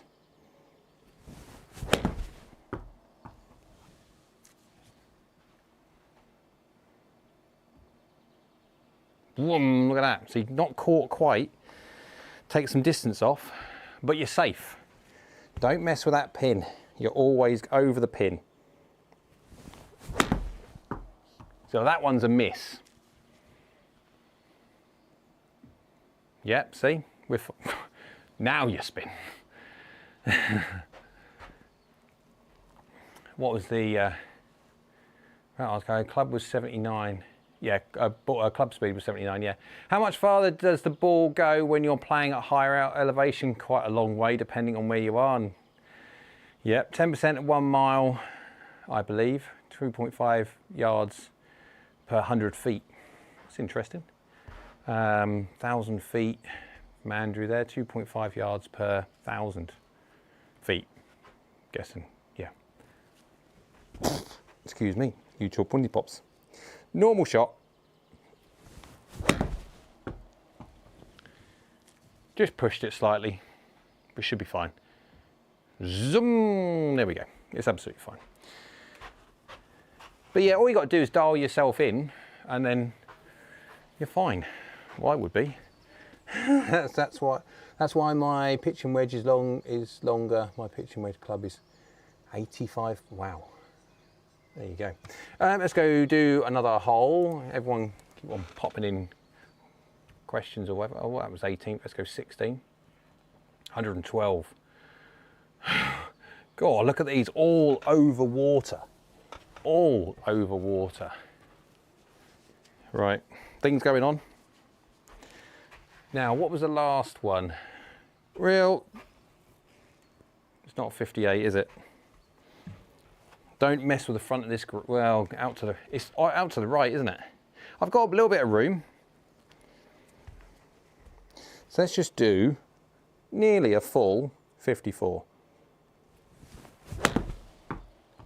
Not quite. Let's just see where it gets. Oh yeah, we've got plenty. Absolutely plenty. Take that. Distance to pin 12 foot. You'll take that one all day long. Well, I would. I don't know about you guys. I would.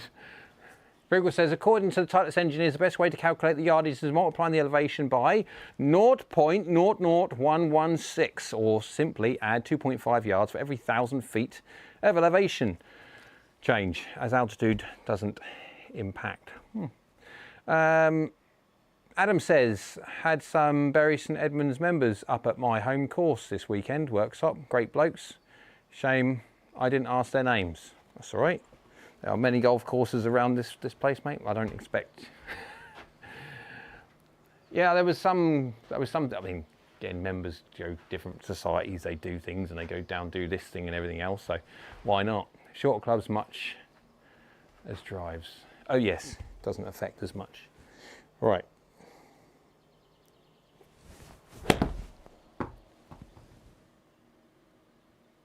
Get down. 7.4. That's a new record. 7.4. Oh, I cut it. That's fadey. That's going to be short. Worst one yet, 13.6. Again, you'd still take 13.6. I'd take 13.6.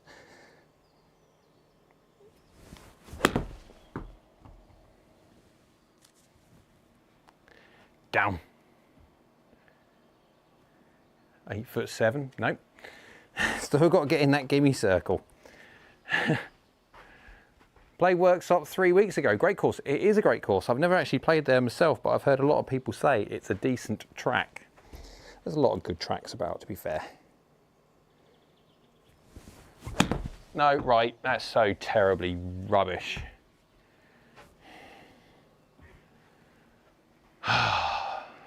Push. It's fine. Perfect pace, but 0.5 from the inside, 1 degree open. Perfectly struck, really. Just, yeah. 9,500 spin. Just pushy. Being picky though, that is. Glad you enjoyed it, says Adam. Carl says, my mate shot his second ever 59 last week. I went to get a pint in this clubhouse after. By the time I got back from the bar, he'd fell asleep. Adrenaline must have knocked him out. 59. Mate shot his second ever 59. What, by the 12th or?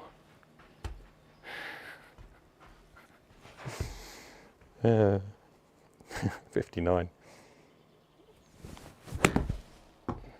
Pushed again. What are you doing, Jay? Dear me. Come on. 6'9". Path 0.1, face 1.1 open. Perfectly good struck again. He's a plus 6.8. He won't be for long. That's a heck of a thing, that is. Dear me. Never, ever, ever had the inclination to get that low. Ever. Ever, ever, ever, ever, ever. Go. But I mean, it's absolutely fine. I mean, I wouldn't be upset with any of the shots really that well, a couple of them being pushes and stuff, but I mean, they're struck pretty good. Path 0, face 0, slightly low on the face, but middle strike. But yeah, 46 degrees of loft again. It's good. It's just good loft delivery. It's just a case of didn't swing fast enough, but it's fine. That wasn't a good strike. That was slightly toey. That'll work, mind. Yay! So good strike, but slightly toey, that's all. Club path 0, face is 1 shut, and swung faster. There we go. So what are we now? 3.5 feet.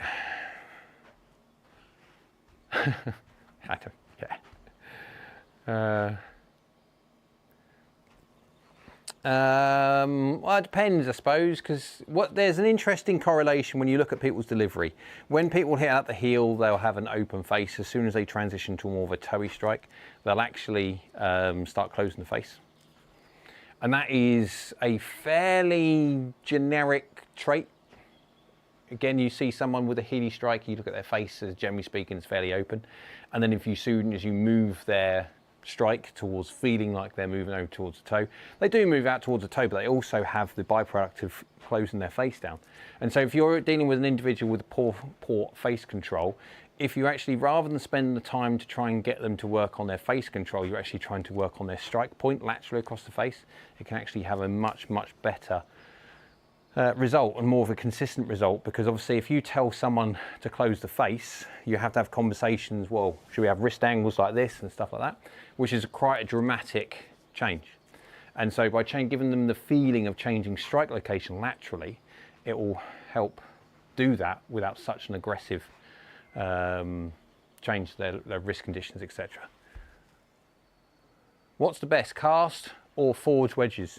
Okay, a cast wedge, generally speaking, might be cheaper. Forged wedge, because it takes a few more processes to get it how you see it, might be a little bit more expensive. A forged wedge will feel nicer on that. But that's all, again, that depends very much so on what you perceive as nice. Litchfield Golf and Country Club, he's got the course record. He's a YouTube vid. He's a YouTuber with a guy from Bogey Golf. I don't watch it, I must admit. I'm terrible at watching other people's stuff. I don't watch other people's stuff, I'll be honest, I don't. What are we doing? I can't remember now.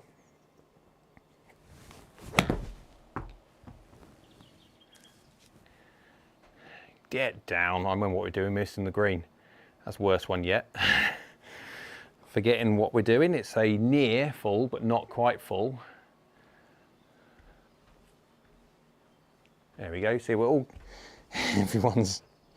Everyone's been in the same place. This is a small world, this is. Oh, really thin. Front edge. Absolutely fine. It's great delivery. I mean, that's 0-0 delivery. That's really good for a wedge. Generally speaking, when it comes to wedges, because you're attacking down more, you can get a little bit more from the inside, but yes, yes, you've got a big expanse of water to worry about. Right, last one.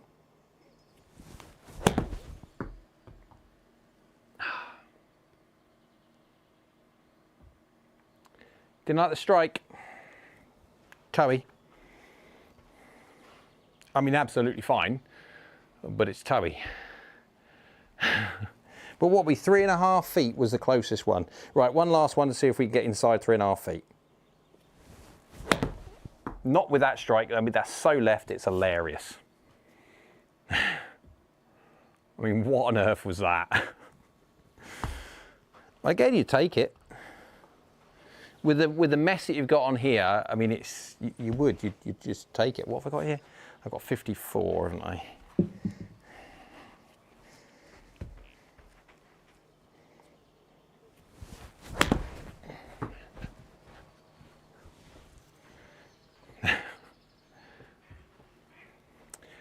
And that's the problem. That's D-plane all over.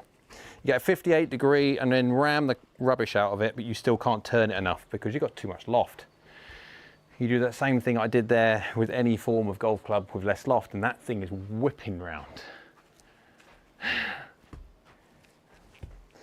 Let's see how much we can, just for a giggle. I'm gonna have to, oh yeah, because yeah, now delofting it a fair amount. I'm gonna have to either go to a, all right guys, that's just for fun. Where is it? We're getting the blaster out, we're getting the 64 degree wedge, and we are gonna hook the living out of it. Can we get it over the water? Ground burst. That's in the drink. What was my actual, oh, no, I could. I reckon I can get there. I reckon I can get there. This is ridiculous, but there you go. Just won't turn enough. Just won't turn enough. It won't. I mean, that's on the green, but it's not what you call a consistent way of doing things. Right.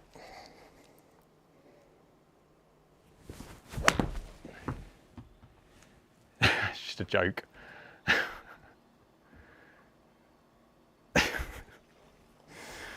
Yeah, you can't turn a 64 degree blaster enough.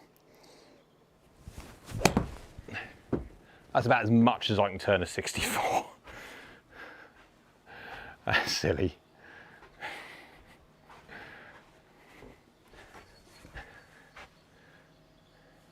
Oh, daft idea, isn't it?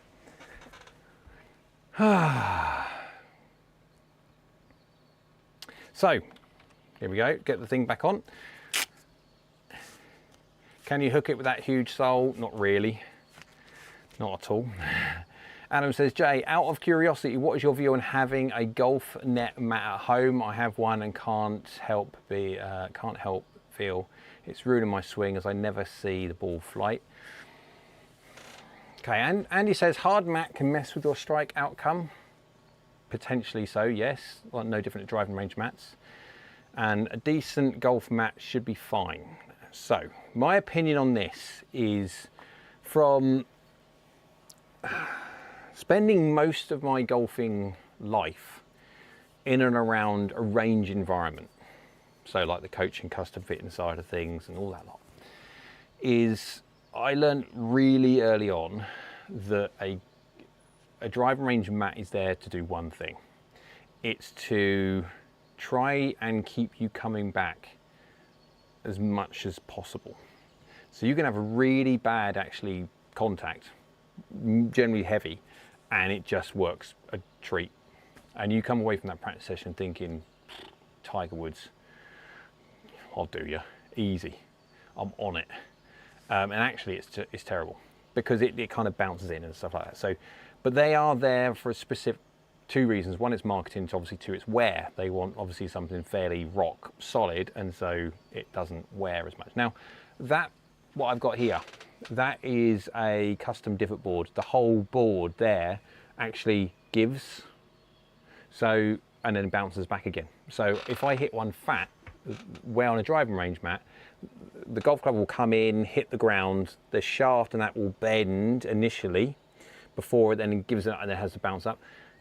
A lot of the time you hit slightly before the golf ball, the shaft bends and the head squishes and still makes decent contact with the golf ball, off it goes, you think you've done brilliantly.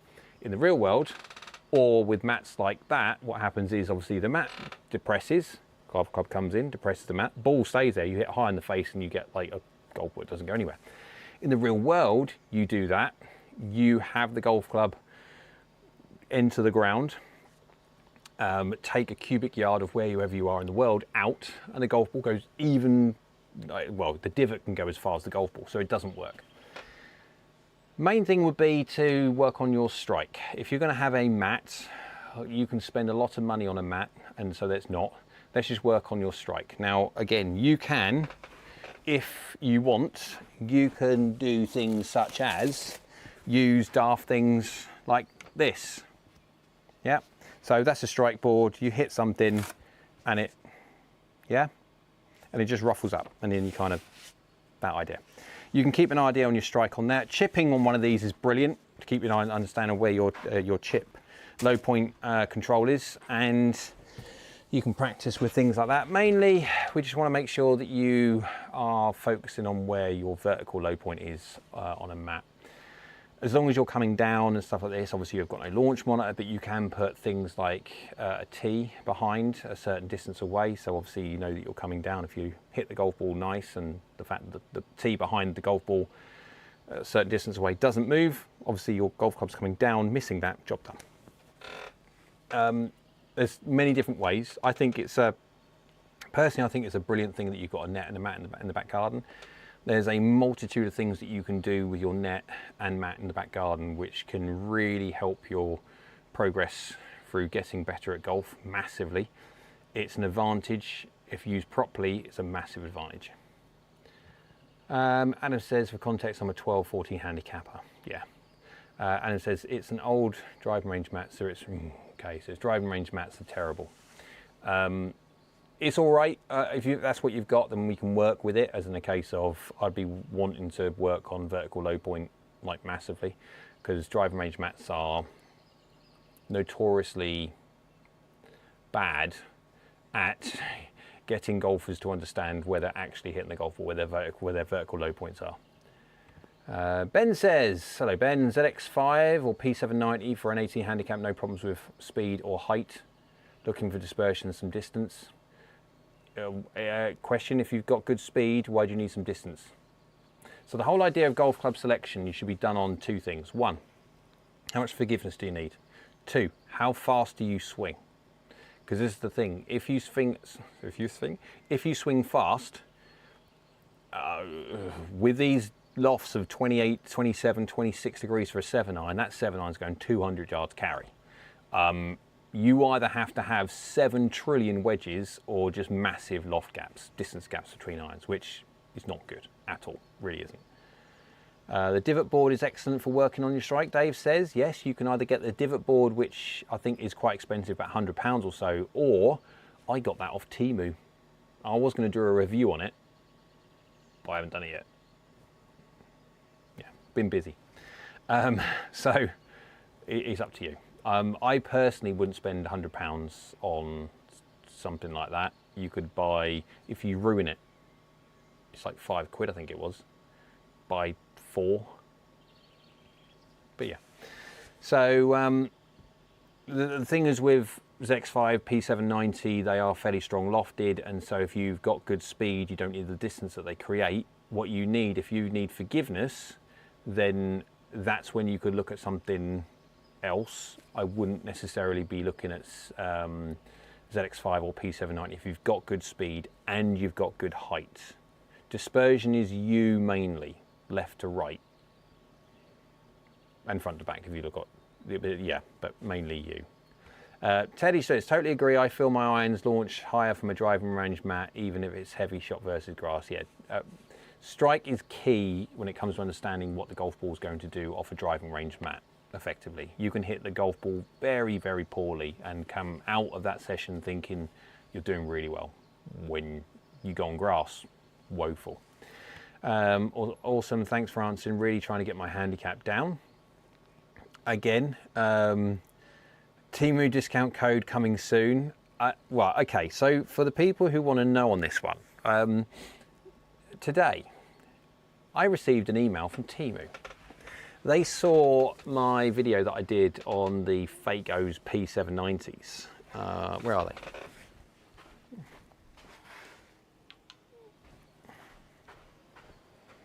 Fake O P790s.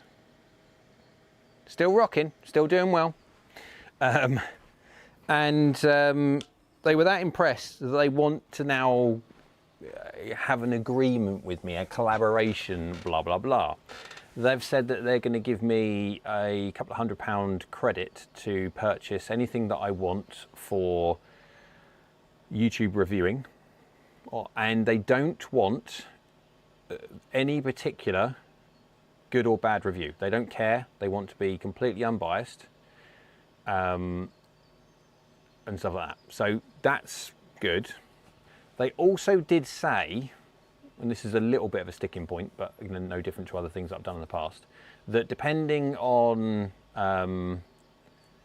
if I want to or not, I could offer the viewers like a discount code on the things that I review. So I did think in my head after the conversation, it was email. So after the email that I read that, I thought to myself, okay, what is useful to golfers that the likes of Temu will do? Okay, we knock off golf clubs, that's one thing. But again, that's massively hit and miss. And I wouldn't say necessarily that buying off of Temu and alike, AliExpress or anything else like that is a good idea, because you pay your money, you take your chance massively. Now, things though, such as this is an interesting proposition. So this here is a rangefinder that I got from Sub 70. And the case of the rangefinder is an all rangefinder. It's got the slope function on the side there. So green is no slope and then red is slope function. It's as accurate as anything else, blah, blah, blah. But anyway, yep. And you can spend serious money on a laser rangefinder. So I thought to myself, do I think about buying, I think got the credits for potentially, buying that, do a review on it and see if it's any good or not. If it's rubbish, I'll say it's rubbish, don't bother buying it, doesn't matter, yeah? I haven't lost any money. When it comes to the P790 Facos, I paid for them out of my own pocket. So I'm £253 down already. Now, I did actually get a comment today, funny enough. I can't remember who it was. I can't remember if it's Adam or Chuck, or I can't remember, it doesn't matter. I answer so many comments. I try to answer, I lose track.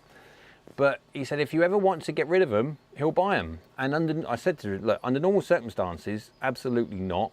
There is no way that I would ever consider selling any form of media sample that I get. It's wrong. I don't think it's morally wrong. People should not profit for something that have been given and stuff like that. It's wrong. Now, on this situation, I bought them.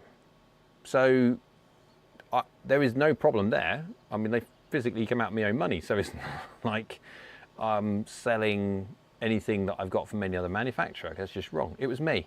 There you go, Adam. There you go. So I honestly thought from that point, when I read the comment, I thought to myself, well, why not? I mean, am I going to use them anymore? No. I mean, it's not like I could, I mean, I've got Vice Golf irons coming soon. I've got the VGI 2s coming very, very soon, and then hopefully the VGI 1s shortly after that. And when I get them, I'll do a review of those. And after that, I could do a review against the Vice Golf against, say, Tacomo. Or something. I could have like a direct-to-consumer review against comparison against this one and stuff like that.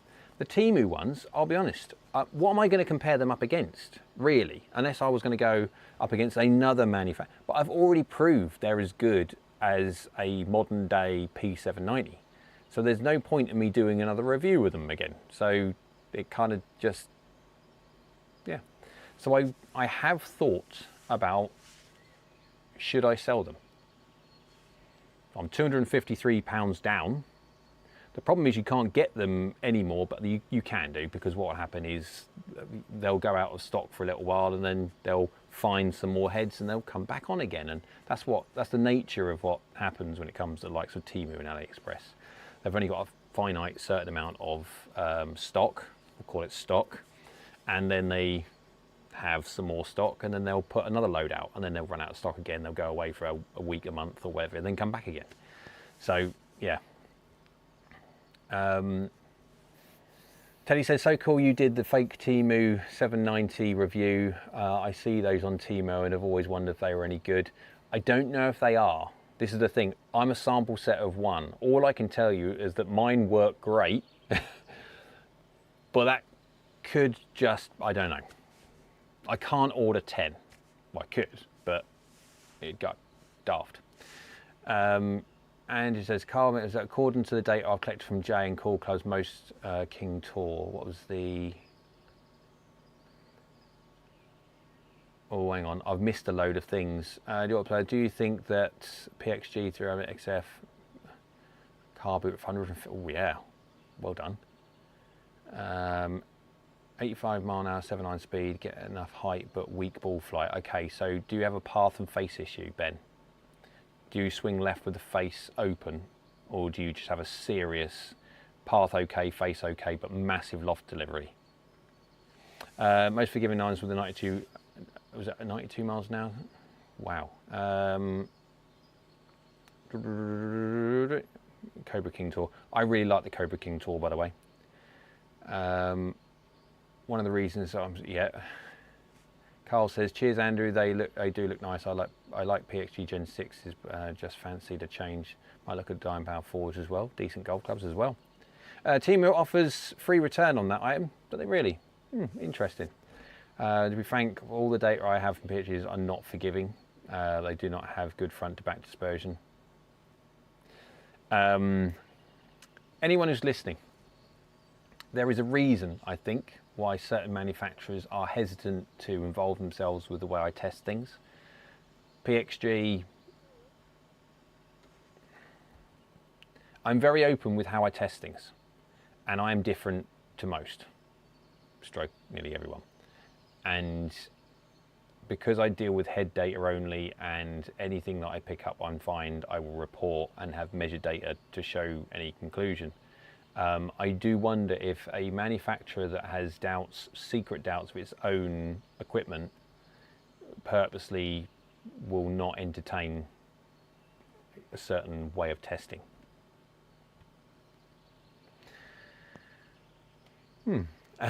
It's a real case where you could sell them in a good conscience, you will say yes. I mean, I have thought that. I mean, they are effectively brand new. All I've done is I've hit the 7.9 and I've hit the 5 and 9 to get a gap test, a mini gap test. So effectively the heads are still basically brand new. The shafts, I'll be honest, they're as cheap as shafts can get. And they're stiff. Stiff what? I don't know, but they're stiff, and the grips are made of rubber. Now, to be fair, I use Golf Pride, just normal Tour Velvet, and so they don't really actually that much different, but yeah. So, Adam says, I have friends who'd like to get into golf, some kids and some quite frankly can't afford to get into it. Exactly. Be nice to see how these cheap fakes, good cheap fakes, yeah, see, absolutely right. Adam's spot on. There is an avenue for fake Chinese knockoffs. There is. And this is where a lot of people get on their high horse about it. They're bad for the industry. They shouldn't do this. They shouldn't do that. They're going to tease people away.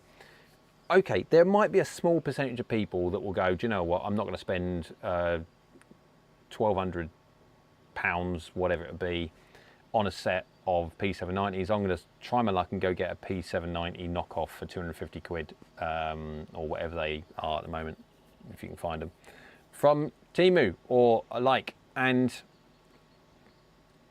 small amount of numbers. Most of the people who are going to buy the likes of eBay, Facebook Marketplace, car boot sales, Temu, AliExpress, those people, generally speaking, they were never going to be able to afford a £1,200 set of golf clubs to start with, and they are looking for something as good as they possibly can for the cheapest money possible.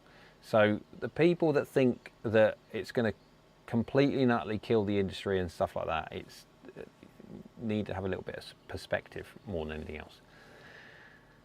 The Dyno Power 4s are pretty good dispersion, but strong lofted for 92 miles an hour.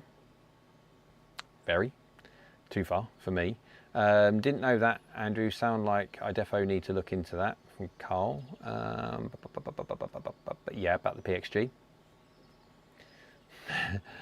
Thoughts on Cobra King Tour irons? Love them. Optimized similar to them, that would recommend over them. I love the Cobra King Tour irons. I think they are one of the best balanced irons in golf. Really good levels of everything for most golfers. You're always going to have different golfers require different things for their own delivery and stuff like that. Absolutely fine, yes. But as a balance, I would struggle to find another iron that is as good as a King Tour. There are other ones, but not better than. There's a lot of golf clubs. There's quite a few golf clubs in and around that are just as good or basically occupy the same area. But yeah. So yes, we love Andy's Google Sheet list. That's crazy. What you did on that, kudos to you, my friend. This is always the most or least forgiving. Are the Temu ones the same as or as good as the Costco irons? I don't know. I haven't tested the Costco irons. I don't know. I think the only good thing about Costco is that you have a direct place to take them back, and you have some form of someone to talk to should there. The only thing I have obviously problems with Temu potentially is that side of things, the customer service side of things. Summit says just buy 5-year-old clubs. Yeah, some people like nearly new stuff, and so they can put their own scratches on them. Fly. Carl says superstar, Andrew. He is. And Dean's in the house. Dean Gunson, hello. Hi, Eric. It's early in Australia. Very. 87 miles an hour, 7 iron. Thinking Mizuno Pro 245, 243 combos at X5 or 7 combo. Thoughts gapping an issue with a 245? No, I would bend them weak. I'd bend the 245s weak. I think most people that get 245s could either use them as standard or bend them weak. I would never bend a 245 strong. Carl says, how do the King Tours compare to the old King Mims? Never used the Mims. I would guess though, through technology of it, and this is a massive guess, obviously we will find well, we have found with the P7 CB and the P7 MC that one iteration can make a big difference in certain categories, certain ones, but generally not. And says, Yorkie Bar, you could argue Costco have done the same thing as Temu and the likes, haha. Yeah, Costco essentially copied the TM, yeah, definitely did. They're selling them in their store. Yep, the Mim is not the same as the new Tour. It's not. I haven't got any data though to say how much of it differs. ZX5 Mark 1 versus 2 are statistically identical, but they look different. Just cosmetics.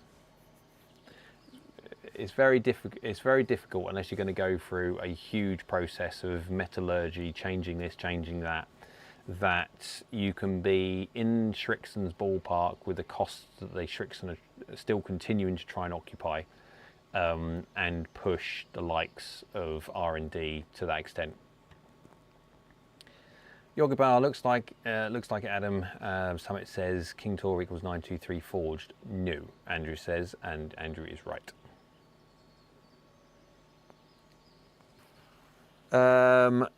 Right, so think of the King Tour being a mix. Oh God, it's like a 245, 243 blend with a bit more loft. So it's a 245 with a loft of a 243, but with 243. It's a strange one.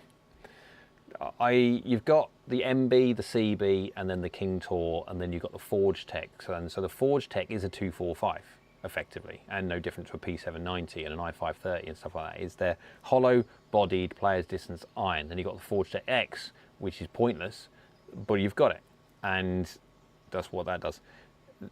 It's an interesting golf club. I really like it. No different to the fact that I like the P770 because it occupies a really interesting area which I think could really advantage a lot of golfers. I really do like the P770. I think it's got potentially to fit a lot of people.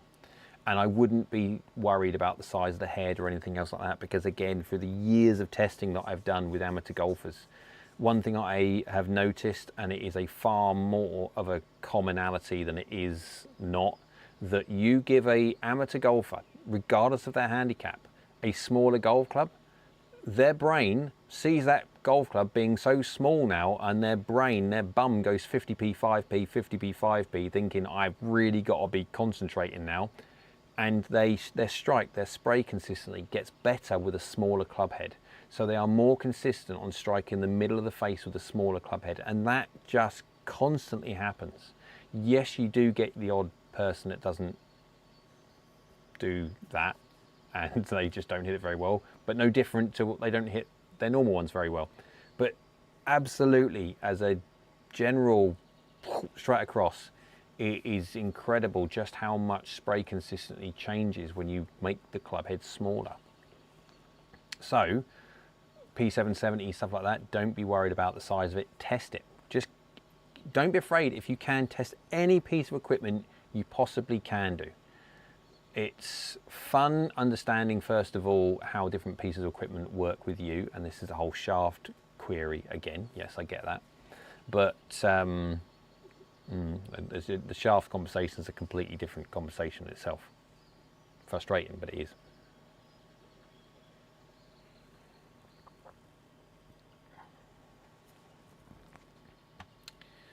Right. What are we doing? What are we doing? Are we happy with that? Now, what I might do, members, for the members that are watching, I will ask you a question now, and be honest. You can have your say. Doesn't matter what it is. Just be honest what you want to say. Because it's my fault completely. I was busily editing the P770 new against the P770 old, and completely forgot that it was an open all access today. I completely forgot that I needed to do posts and stuff to obviously let everybody know that I am live, so everyone can jump on and ask questions and stuff. I completely forgot about that. So I'm thinking about doing an open all access again next week. And I might even, depending on what, I might even jump on possibly tomorrow night. Yes, I might pop on tomorrow night, and we'll do a members only, because obviously I've got some things, some behind the scenes stuff and updates that I want to talk to you guys about. And I can get away with talking to you. Obviously I can't say to the open masses. But again, that's the fun thing about being a member of the channel. You do get the, certain things going on in the background. Don's in the house. Hello, Don. Hi, Jay. Great content. Love the P770 and CB test. Good. Glad you liked it. You've got another one coming tomorrow. It's P770 new v old. So open versus closed, all the same to me. Cool. Why not an open all night Monday after the JPX? That's a really good idea. So the 19th will be one. Yes, we'll do that. We'll do an extra one. That's a great idea, Niels. So we will do an open all access live stream on the Monday night of the Mizuno release, which is 2 weeks time. Seems like there is a market for strongly lofted but smaller blade length irons. No, I would say something. I would say actually what there should be as a market there for tech-inspired heads, like the P770, which has got a lot of tech in it, and a fast face and all this lot, in a not a massive frame, but weaker lofted. Because what you get is there is an issue at the moment between people that have decent swing speeds, but need a little bit of help and forgiveness. The problem is, generally speaking, the more lofts you go to try and dial their distance back, because if not, I mean, they're hitting golf clubs. If they need a little bit of help from off-center hits, you have to go to a game improvement iron. You go to a game improvement iron or a player's distance iron. That's exactly that. It's distance. And if they're swinging at 92 miles with a 7 iron, 94 miles an hour with a 7 iron, and they do even a P790, which is one of the weaker lofted of the player's distance irons, I mean, they're hitting their 7 irons 180 yards. Carry. Well, yeah, my 7 iron goes 164. I mean, yeah, how big are your loft gaps going to be, or distance gap between your irons, or how many wedges you're going to need? You're going to stop basically at a 6 iron, and you're going to need a dozen wedges. So, yes, there's many different parts of the iron range where I think I'd like to tweak, but I think there needs to be a distinction between distance irons, not game improvement irons, distance irons, game improvement irons, players distance irons. There needs to be a better classification of it. There needs to be a change in how we see things. Don says, just made a change with my driver, got an AI Max and a Callaway Mini driver. I do want to ask a question from you guys quickly. So, are you interested in any way, shape or form of me doing, and when I say this, and do it, and don't just say, oh yeah, Jay, we'll watch anything you do. No, just be honest, because if you don't think there's going to be enough in the idea of, because again, there you go. I've got the Max D and the Triple Diamond here, yeah, and so I could do an overview of all of the drivers, but do you think really, with my audience, knowing my audience, do you think really they care? Because what, I'll be honest, love it, what I'll be honest, the 11 wedge video that I did irritated me a little bit. I don't get irritated lots at all. I don't really let things bother me or anything else like that, because you can't in the YouTube world, because there's plenty of things that will irritate you. Andrew, Big Brain Niels, Andrew, under a yard, carry with 40 yards left to right dispersion. Frugal Fitch, I want to play you on a GS Pro soon myself. Knee's a lot better and ready for par 3. I'm really happy that your knee's getting better, Spike, really am. Don, love it. Andrew says, it would make a good video for the masses. Data on drivers are so tight though. So the wedge video from 11 Golf irritated me. Not because the product is useless, far from it. The fact that they've got, hey, Ted's in the house. Hola, Ted. Hola.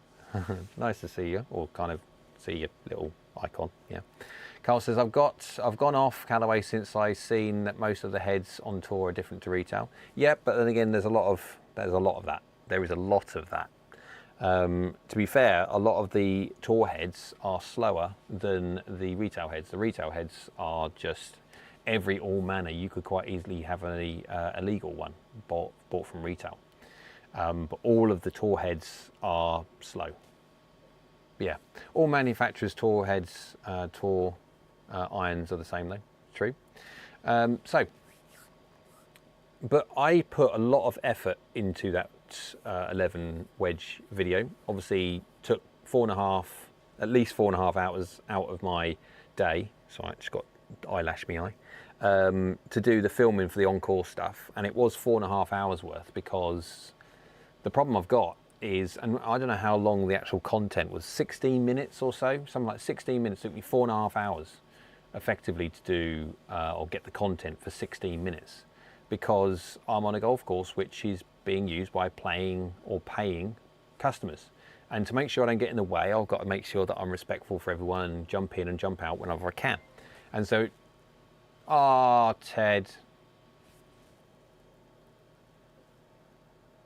that's very, very, very kind. That's exceptionally kind. Really is.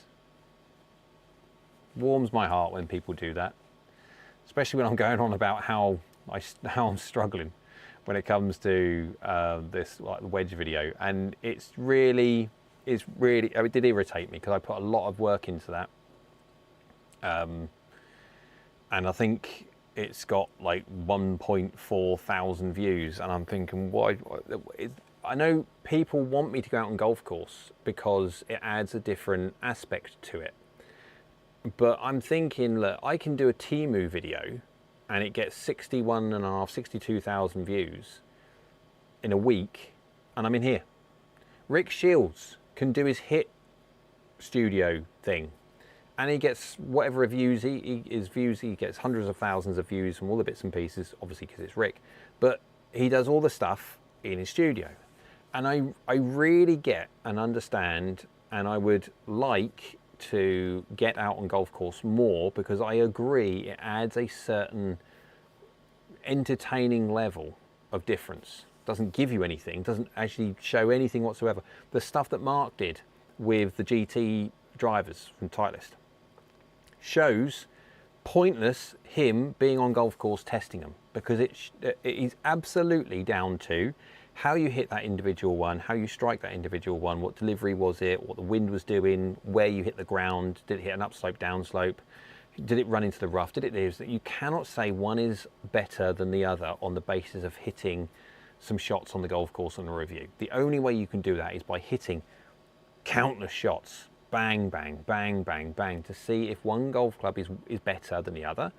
And then you give that opinion from a, well, no, it's not an opinion. Fly.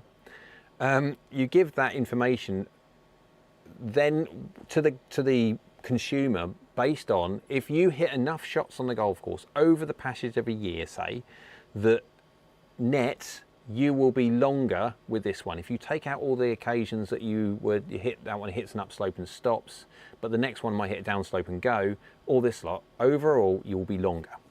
That's how the review's done. It really frustrated me that I put all that effort in to go to a golf club to do it, and I thought it was all right. I'll be honest, it was fine. And it's got 1.4 thousand views, which meant I've made, carry the one, nothing from doing it, pence. And what's the point? I've wasted a day and a half fuel driving there, fuel driving back, and that's what frustrates me. That really does. And so when Ted and donate like that, that's a very, very kind thing to do. So thank you very, very much. I thought to myself, I've got 22,000 subscribers nearly. All I need to do is get everyone to give me like £1 a month. No, I was only joking. Right, so let's go. Some dudes have clubs almost as old as me, lol, 15 years plus Adams. Yeah, you have still got your Adams golf clubs, and why not? Decent bats. If it's not broke, don't fix it. Neil says, people love drivers and don't care about wedges, so they should. I know they should. You're absolutely right. They should. Can't agree with you more on that one. Andrew says, the fact that you can accurate swing at the different speeds with driver could be huge for a lot of people, not maybe YouTubers, not many YouTubers can do that. Not many YouTubers. It's a long process, Andy. It really is. Not many, yeah. No, they can't. It's a long process. I can't do it straight away. I can't just go, right, I'm going to go hit a drive, and I can't hit the middle all the time and stuff like that. So it takes a lot of shots, like a ridiculous amount of shots. Crazy. Yeah, it's mental. But with enough time and effort, and yeah, you can do it. But it's time and effort. And my screen, it's 2 years old now on my screen, but it's now wearing through. There's getting to a point where I'm going to have to take this screen down. There's another screen behind it. When I first put this screen up, I bought two, and I put the spare screen behind, so I didn't have a drop-in service as such, so I can pull that screen down and pull the other one up. But then obviously I will need to get some another screen, but there you go. So Christoph, hello Christoph. Hi Jay, I bought an old set of AP2 710s and like them so much I only play with those. Do you think it's a good idea to strengthen loss by 2 degrees? Not really. 2 degrees is like half a golf club. It won't make that much difference at all. It's like it's the classic thing of what manufacturers continue to do to try and push lengths, etc. And distances is just distance. It doesn't actually make you a better golfer. The classic thing is just use the golf club next on there, use a 6-iron and stuff like that. Now, okay, by 2 degrees, you're going to affect loft negatively by obviously 2 degrees, and within reason, you're going to make them slightly more offset if you did such, but it's relatively marginal. It might make 3, 4, 5, 6, I say 6 yards difference or so. Ah, Don, thank you very, very much. See, that was very kind of Don. There you go, £1 kind of. No, that's really kind. That's more than £1. I'll give you some love on that one. Thank you very much. Much appreciated. 22k a month. I'm not sure I could live with that much of a pay cut. Yeah. There are some YouTubers that are definitely on that. I am nowhere near one of them, but I'm doing it the way I want to do it, regardless if that's the right way or not. From a moral point of view, I sleep well at night. I've watched some channels that will do both out on the course and then end in the simulator to provide say provide numbers of data. Yeah, for me personally, even the wedge video I did, and again I've been honest with this in the past, and I'll be honest about it again. Although good and stuff like that, complete waste of 16 minutes, and a video about wedges, complete waste of time. Putters, no different. Reason being is because it's not like you're dealing with a driver or an iron that you can hit in different spots, and the technology is designed to actually be more or less forgiving from certain areas and stuff like that. We're talking tech. With a wedge, the far biggest, most important part of forgiveness that you have in a wedge is the pure loft that it's got. D-plane dictates that if you have got that much loft, you can try your utter hardmost to try and slice the living out of it, and it won't. You saw, so the guys that have been watching a little bit, you saw when I was messing around with a 64-degree blaster, how little I can hook it. And out of all the things, you're going to hook something more than you will ever fade it with loft, and it's negligible. So difficult. If I was doing the same thing with driver, that ball would be like a banana. And so driver reviews, iron reviews, brilliant. Yes, people can review them, find certain things, give their conclusions. Great. When it comes to wedges and putters, it's basically, I could do a video for about 3 minutes to say, look, this is what a golf club looks like, this is what it says that it does, and it feels like this off the face. There you go. Work on your swing. Ah, Kieran, that's very kind of you. That's very, very kind. Give a little bit of that. Or we got a little bit of this. Been speaking to 11, might get a sponsorship deal soon. Yeah, you may. You need to stop buying stuff. Dear me. Thank you very, very much. It is so appreciated. That's lovely. Thank you. What we got here? Dave said, oh, hang on. Bye, Adam. Does Adam got to go? Got to shoot off. Just wanted to say, only came across your channel a month or so ago. Content is excellent and will certainly be joining live streams again today. First one, take care all. Adam, every single first Monday of every month is normal, unless you want to become a member, and it's every single Monday you get to listen to me get my soapbox sometimes, but yeah, updates and all. So thank you very, very much for joining in. Yorgie Bar 962, I know a few YouTube golfers and the work and time they put into it, and they put and it would put a lot of people off. It does. Bye, Adam. Bye, Adam. Dave says, how far? We're only a few minutes off. That's right. Andrew. Jay's ability to move shots around the face and alter club head speeds while testing clubs are exactly what brought me here, and to bump my membership to silver. That's very kind of you as well. That was, yeah. It all makes a difference. It makes a massive difference, especially to a channel which is growing like mine, and the fact that I am determined not to just sell myself to the highest bidder and say whatever I will say to get money for doing reviews.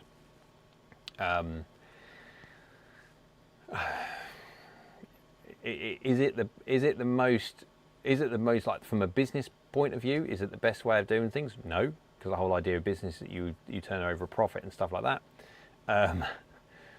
But I started doing YouTube part-time on the basis I was trying to give as much useful information as I possibly could do, and try and debunk some of the myths that continuously go around about this, that and everything else. Initially, again, it was part-time. It didn't really matter. I didn't earn chuffle from it, but it doesn't really matter. I was doing my bit as well as doing my full-time coaching custom fitting. I was dealing with people every single day, and I was trying to reach even more people with YouTube. And obviously, as time's gone on, I've got big enough to a point of where, look, can I justify going YouTube full-time with the obvious benefits that it will have in the future? And so that's what the point I am now. Now, am I earning as much as I was beforehand? Not even close, like, still. And this is now nearly 2 years down the line. No. However, again, it's that thing that, which direction do you want to go? Do you want to sort of like just do it for money? Well, if you're going to do something for money, don't do something for money that will influence honest people that are coming to you thinking that what you're saying is right. Be a little bit more open about it, and let's just do an OnlyFans. If it's still OnlyFans, people are going to go on OnlyFans for one reason. They know what they're going to be buying, and that's it. Yeah? This is different. My responsibility, I feel, is to make sure whatever I do it on the basis of it being honest. And hopefully, as time goes on, I'll grow, and I am growing. I'm growing around about 600-700 subscribers a month. That's not amazingly brilliant, but again, it was much better than it was to start with. Niels, thank you very, very kindly. That's a very, very kind of you. Thank you. Really is. Let's just do some love on that one. We got the thumbs up. Yeah. And for an unbiased YouTube drink. Yes, an unbiased YouTube drink. Thank you very much to everybody. I really appreciate that. I do. Let's go. Have we got? I don't want to make sure on. Okay, you'll have to start going live more often with these donations. Now, I go live every Monday for the members, and I don't do this for donations. It's extremely kind, and it is very, very heartfelt when people do, and it is. I can't say thank you enough. Do you say there was this YouTube channel that I watched? I can't remember what it's basically. Yorkie Bar, 1962. Thank you very, very much. I've got to give that a little bit of what's it called as well. Thank you. Get yourself a drink. Or a chill pill. Thank you. Thank you very, very much. And I was watching this YouTube, and it's basically I can't remember the guy's name, but he basically dictates what goes on. He's like that, and a lot of it is at times it is women against men, and they all chat about different topics, and it's not exactly what you call is a bit of an 18, so they do swear and stuff. But they have interactions with it's a live stream, and a AI voice pops up. And when someone donates money, they get to then ask a question, and then the AI voice asks the question, and they can say whatever they want, right? And it's like the alarm thing goes off, and Bob, 85, has just donated £300 to ask this question. I'm thinking they've just donated £300 to ask a question, and it's not even ask a question. It's just basically said, tell that woman to shut up and tell that person over there he doesn't know what he's talking about. And that was it. I think, were we missing a trick or something? Wow. But there you go. Crazy. Well, we got Lucy says that. Oh yeah. Weakening for control. Yes. Keep doing what you are doing. I enjoy watching the Unbiased Club reviews. It's hard to find channels that do so. True, because it's not necessarily the best way to earn money from doing it. Andrew says shorter shafts would probably help with control more than challenging the loft, but that's a very complicated topic. And absolutely right, Andy, you are right, it is. Laugh my ass off, only golf fans. I am not getting involved in that. Spike says I got to 1,000 in only 3 years. Good, and I think you can start monetizing after them. But obviously, monetarily, YouTube is terrible. Really, you have to get some serious views to justify doing it. Andrew says you missed some questions. I'm trying to go back. I would think that Peter Finch, Crossfield, Shields are all slowing in subscriber growth. So I unsubscribed to all of them. Yeah, so Crossfield, unfortunately, Mark, he's not plateaued at all, but he did get to like 300,000 quite quickly, and then everyone else sort of shut up because obviously Finchy was behind him for quite some time. Finchy's gone up and done quite well, and flies doing my head. It's a tiny little thing. Yeah, and it's just the way it goes. But yeah, I've got my own opinion on things, but again, everyone's different. Everyone is different. Watch a hollow live stream one day. Money throw around like it's free. I don't want to. It makes me cry or cringe.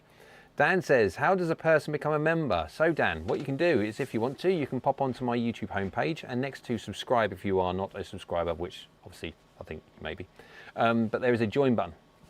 And then the join button, you get an option of different levels of thing. Now, obviously I think it's £3.99 per month is the lowest, and that gives you the option to join at the lowest amount, which gives you access to all the live streams, etc. And then you've got other ones after that, and they come at a different point. So if you want help with your swing or anything else like that, then you can opt for any one of those and do it that way.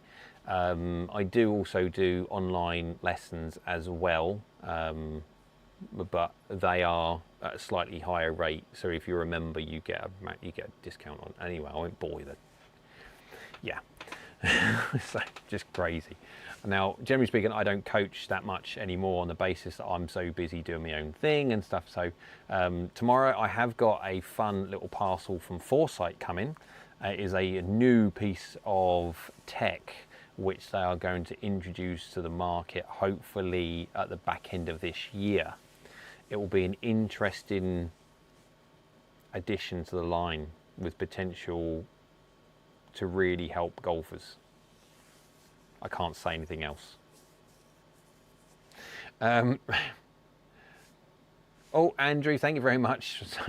Dan's asked that out. I've just explained exactly where Andy went and just put the link. There you go. Yeah, for membership. Could I get that IO to tell my wife to shut up? Yeah, just kidding. Yeah, just kidding. Happy wife, happy life. Spike says, I get checks from Twitch, but never YouTube. People like my guitar videos and live streams more, I guess. Yeah, YouTube is like this. I'll be honest, I looked back and see what the revenue that I got for live streaming. When I say that, it's a case of live stream goes on every so often, there's a advert. It's literally in the pence. And so I've turned it off. There's literally no point. I got a live stream that got something like 5,000 views or something like that. It was fairly recently. I can't remember exactly what it was. And the money that I got for 5,000 views was so ridiculously tiny. Like ridiculously tiny. What's the point in irritating people by putting adverts on there? If the revenue that I'm going to get from doing a live stream is going to be far, far less than the aggravation it's going to cause people watching the content, what's the point? So I just took it off because it's just, yeah. Spike says, no, that's right. Thumbs up. Christoph says, I think gameplay is the future of YouTube golf. Have you ever thought about doing it? That's why Finchy is doing so well. You are for charismatic than Rick. You are far more charismatic than Rick, that's for sure. Charismatic, that's an interesting one. I'm more myself, but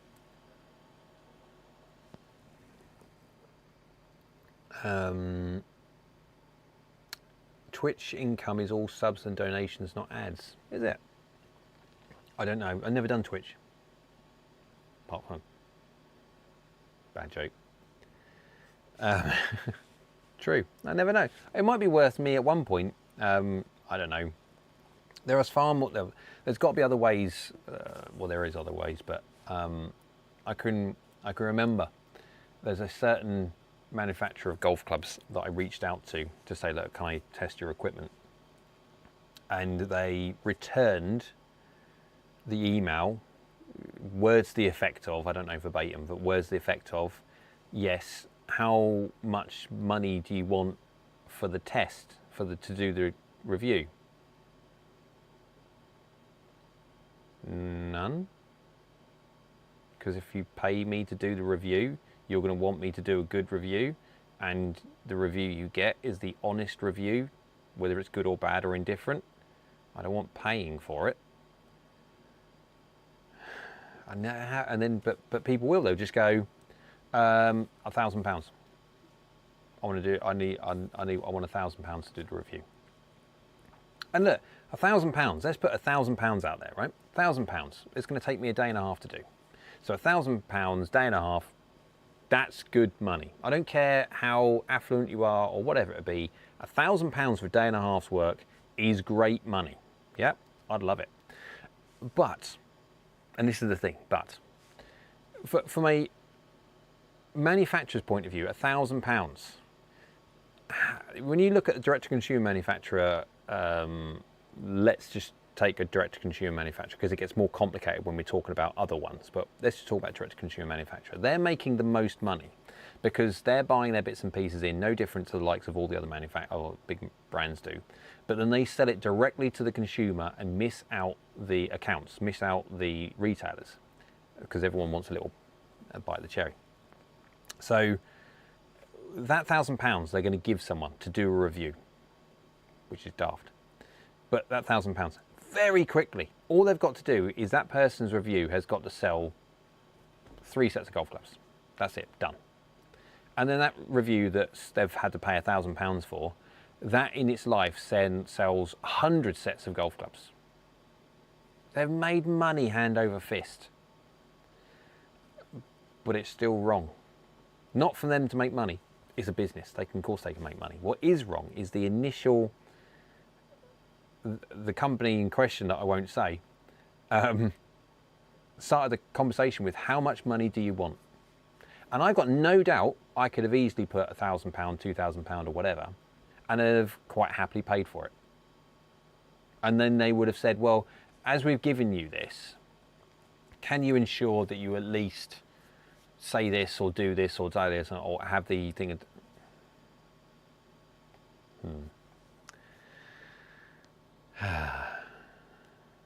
So, Teddy says, downfall of Twitch is that their algorithm isn't as friendly about getting exposure versus YouTube, although YouTube's not brilliant, I believe. You haven't answered the question, Jay. Oh, sorry, mate. What did I think gameplay is the future of YouTube. Have you ever thought about doing it? No. That's why Finchy is doing so well. Have I ever thought about doing it? No, I'll be honest, because I don't play anymore. I don't have time to play. Because I'm filming and doing all my own editing and stuff like that. I can do a video in here, excuse me. So for the 16 minutes I did for the wedges, it took me about 4.5 hours, nearly 5 hours of driving and stuff like that to do. And I could have done the filming much faster in here with control conditions, not having to worry about people around and stuff like that. All the negotiations, I can't do it on a certain day because it's really busy on the golf course and all this lot that goes along with it.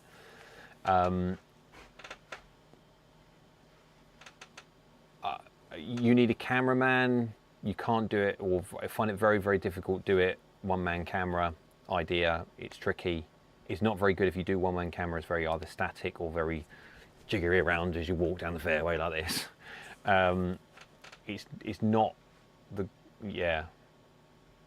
When I get bigger and I can afford a team, possibly. But until then, it's going to be difficult to justify, being honest. Frugal says, Spike says, the guitar community on Twitch is small but good, close group. Cool. Andrew says, AskGolfNut, if you like talking for 5 to 8 hours straight, you could do Twitch golf sim sessions. I like talking, not for 5 or 8 hours straight. I did a 4-hour live stream once. Spike says agreed. Teddy Streams. That's a great name. I like that. Anytime it's paid review, it can't be trusted. But the thing is, you don't know that it's a paid review. This is the problem.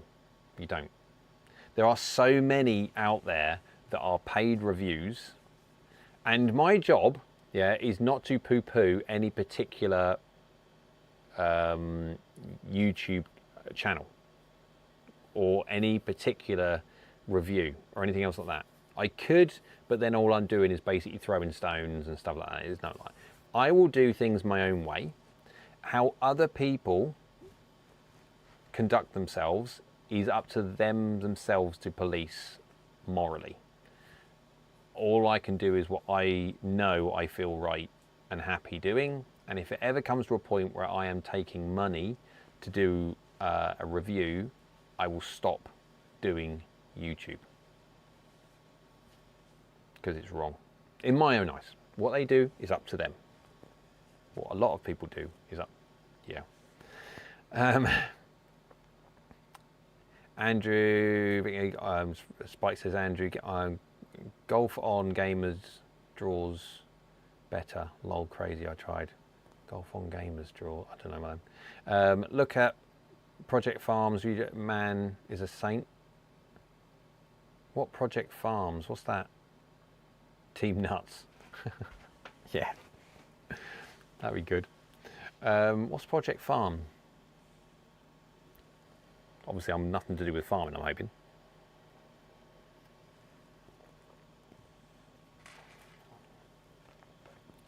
Don't know, someone's frantically trying to describe now what Project Farms is. Just keep an eye on the time.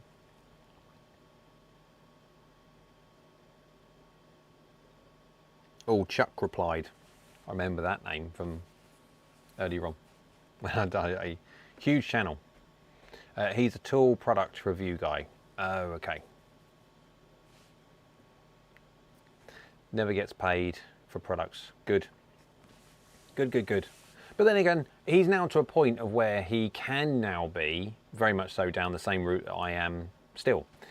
Because he's now so big, he makes the revenue from the videos themselves. So he doesn't have to worry about extra money coming in from the manufacturers paying him to do it.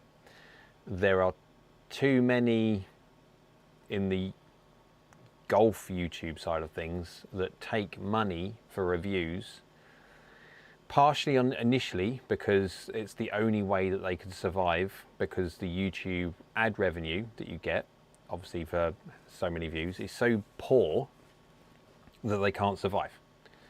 And so they basically just take whatever money they can do under whatever justification in their head they do.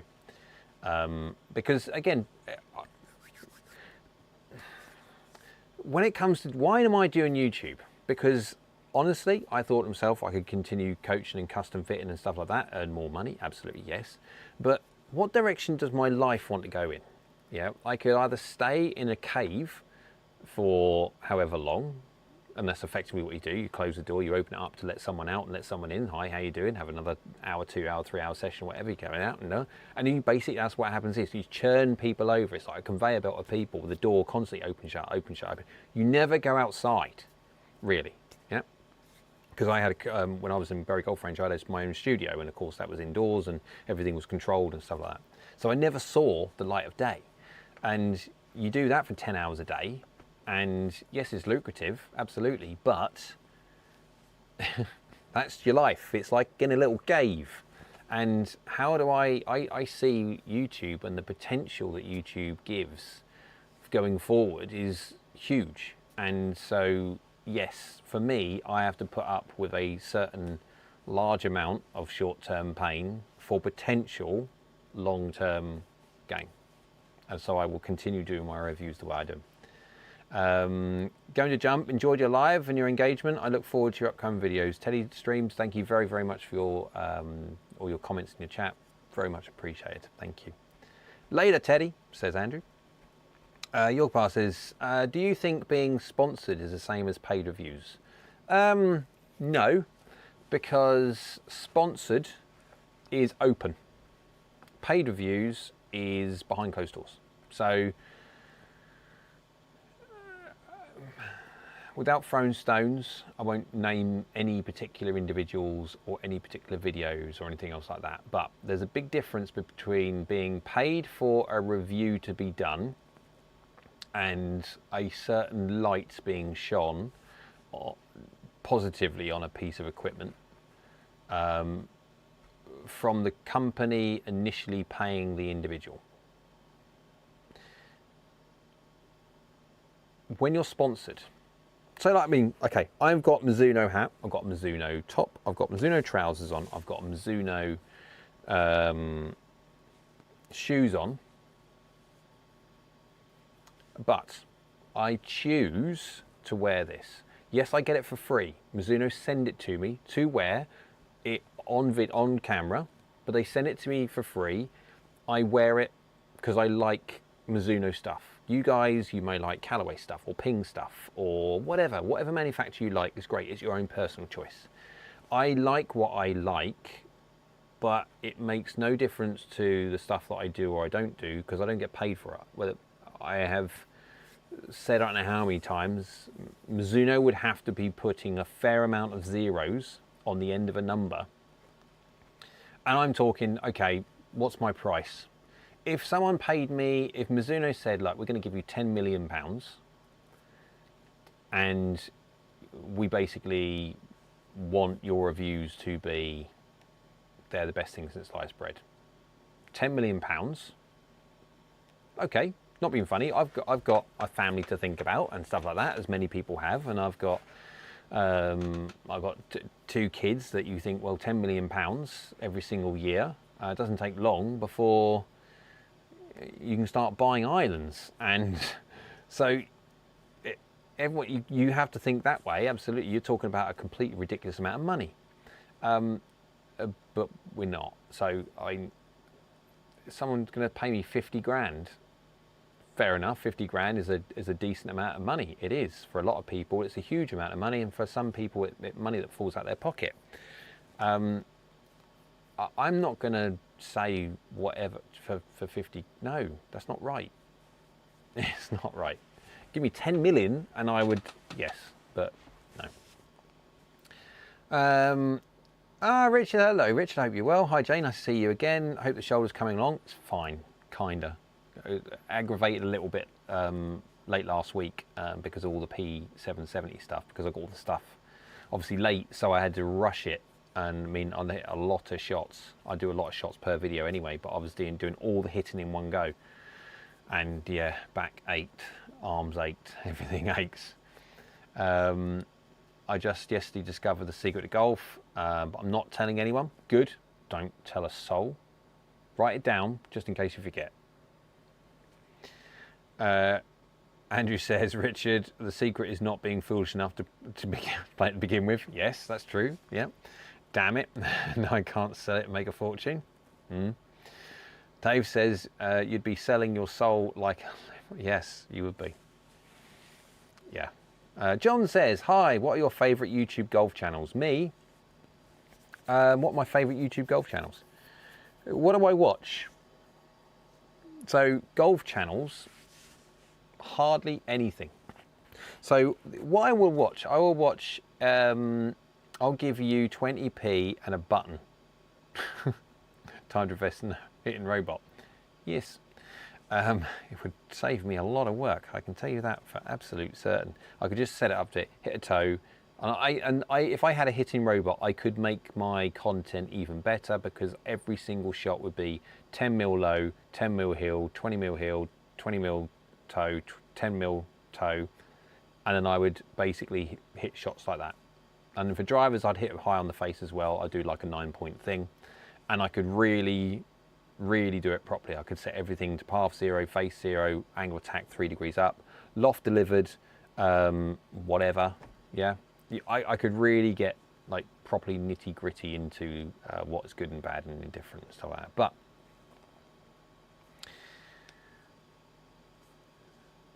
Andrew, you make me one, and I don't know what I can do for you, but anything I can, I will.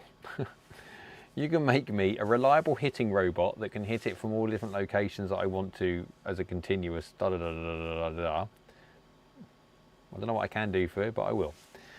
So I don't really watch many YouTube golf channels at all. I will watch YouTube golf channels to see what they have done, how they have done it, I will look at certain golf YouTube channels to see, again, don't mind saying this, they've reviewed a certain piece of equipment that I'm about to review because I got the product late or whatever.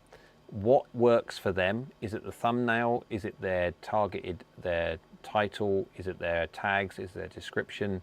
Whatever it be. And I'll be looking to emulate certain things. Again, I don't like clickbait and stuff like that. There's no point me saying this golf club hits it to the moon. You know what I mean? It's got to be reasonable. But so if I'm going to watch something on YouTube, I will. There's a certain Formula One news thing that I watch every so often. Basically, just to keep up to date with what's going on. Because being honest, my dad's 71, and one of the things that my dad and I have in common, or he likes to watch the Formula One, so I like to watch the Formula One, so him and I have got something in common to talk about. And so I keep abreast of what's going on and that. And there's other bits and pieces as well, but I mean, it's fairly, but I don't get a chance to watch TV, or I don't get a real chance to watch YouTube. My life, a lot of it is work, 7 days a week. Thought you were a robot. Well, compared to me, I wish it would make my life a lot easier. Rich said, Bryan Brothers are worth watching. Good YouTube golfers, top amateurs, PJ pros, the whole thing. Great repartee and trash talk as well. Yeah, I wish Mark would go back to filming course vlogs, because some of them were actually quite fun to do, to watch. I understand, obviously, everyone's life changes, moves on and everything else like that, so whether that will happen, I don't know. Spike says, now you stop me from playing to type. That would be a challenge, but fun project to build. Yes, it would. Dave, AJ, and all, great seeing you again. Great having you along, Dave. Thank you very, very much for your contribution, as always. Thank you. Nice to see you on. Richard, for a review, Jay's the best. For instruction, I like Dan Grieve. Yes, he's a good short game coach. Don't get me wrong, he's in an amazing facility. I'd like to see him get on some really scabby lies that a lot of members have to put up with. The places that he goes to, yeah, they've got some lovely lies. Yeah, this terrible lie here. Really? You call that a terrible lie, do you? Okay. Cameron McCormack, for whimsy, I like the Brit Rules guys. Don't know that one. Jason, hello. Hi, Jay. Do you know if there will be a 2025 P790 2025 JPX line? So, cheers, Andy. JPX cast drops 19th of the 8th, which is 2 weeks today, around about 2 o'clock, I'm guessing. 2025 P790, no. I would think that'd be next year. I would have thought they would be dumping the P790. Excuse me. Yorkie Bar 962 says, I like to watch the small channels, love seeing real people just enjoying the game. That's true, yeah, because as soon as you take the revenue side of things, as soon as you take that away and people aren't doing anything specifically for any, well, not form of recompense, but I mean any form of money, then potentially they are a little bit more themselves.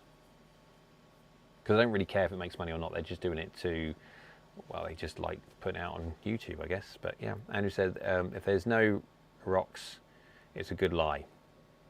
Yeah. Dan did a worst lie possibles video, definitely worth a watch. I'd like to see that. I will. I tell you what, I'll go on Dan's thing and have a look, see if I can find that one. Because generally speaking, where he is, it's just like a paradise, short game paradise. Right, I've got to think about going because I've got stuff I need to do still. Oh, Threads, you have one new follower. What is Threads? Who cares about Threads? And let's have a little look of how is the video getting on. Let's go have a quick look at how the latest one's getting on. 935 views. It was not too bad. It's not doing nowhere near as good as the P770, which is not a surprise because this is the CB. But this time 6 hours 22 minutes in. Yesterday's video, the P770, had 1.4 thousand views. This one's got 935, so it is dropped a little bit. It's 500 is a chunky amount, but hopefully that will do well over its time period. But I still got some video. I've got some. What have I?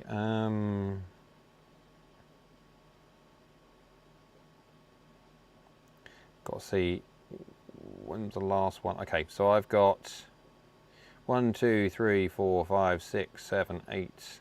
That's right, eight comments to do since I've been on. So I need to try and get them done, because then I'll go to bed, I'll wake up, and then I'll have a boatload more, and I'll sit there in bed. I'll go make myself a coffee, and then I'll sit there in bed answering comments again. Or if I wake up during the morning, in the morning, like 3 o'clock in the morning, I'll end up most probably doing some comments then as well. And yeah, so if you do get a reply at a weird and wonderful time, yeah, that's me. Right, Rich says, got to go and wade through the floodwaters. Florida's just had another hurricane. Talk to you later. Bye all. Well, Richard, hope everything goes well. Hope your things don't leak. Take it easy, mate. Andrew says that also. Right. Guys, thank you very, very much for watching. It's now nearly 10 o'clock, so I've been on for nearly 3 hours. It's been a pleasure as always. Thank you. And I will see everyone next week as normal. Members only next week. The week after will be a special, because that is the Mizuno launch day. And I will probably do a, just that fly again, tiny little buzzy thing, like fruit fly, minuscule.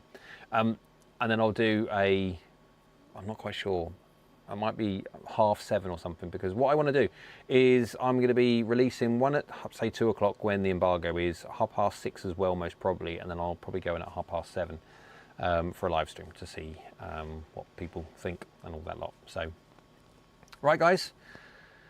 Thank you very much for watching. Thank you everyone for their contributions on the chat when it comes to their questions. Everybody, thank you very, very much for, let's see if I can find here it is here. I just want to say thank you to everybody. So Don, thank you very, very much for your kind contribution. Kieran, also thank you very, very much for that. I appreciate you. So Don was €2.49. Kieran was £10. Thank you very, very much. Niels is 50 Danish kroner, I think that was, yeah. And Yorkie Bar 96 to £10 as well. So thank you very, very much for that. And of course, not to forget in any way, shape or form, Ted was extremely kind $50 donation earlier on. He's very, very appreciated. Thank you very, very much for that. Right, guys, thanks very much as always, and we will catch everyone. We'll catch the members next Monday, and we will catch everyone else on the week after that, because that will be the fun one. That will be the Mizuno, well, aftermath of the 2 video day. It's going to be a busy day for me. I might even do one of them as a premiere. And so I will be on the chat as the video is going through. I might even do a 2 premiere ones. That might be a bit fun, crazy, but you never know. Right, guys, appreciate it as always. Thank you very much. And I will see everybody 2 weeks time, but the members, I'll see you next week. Take care.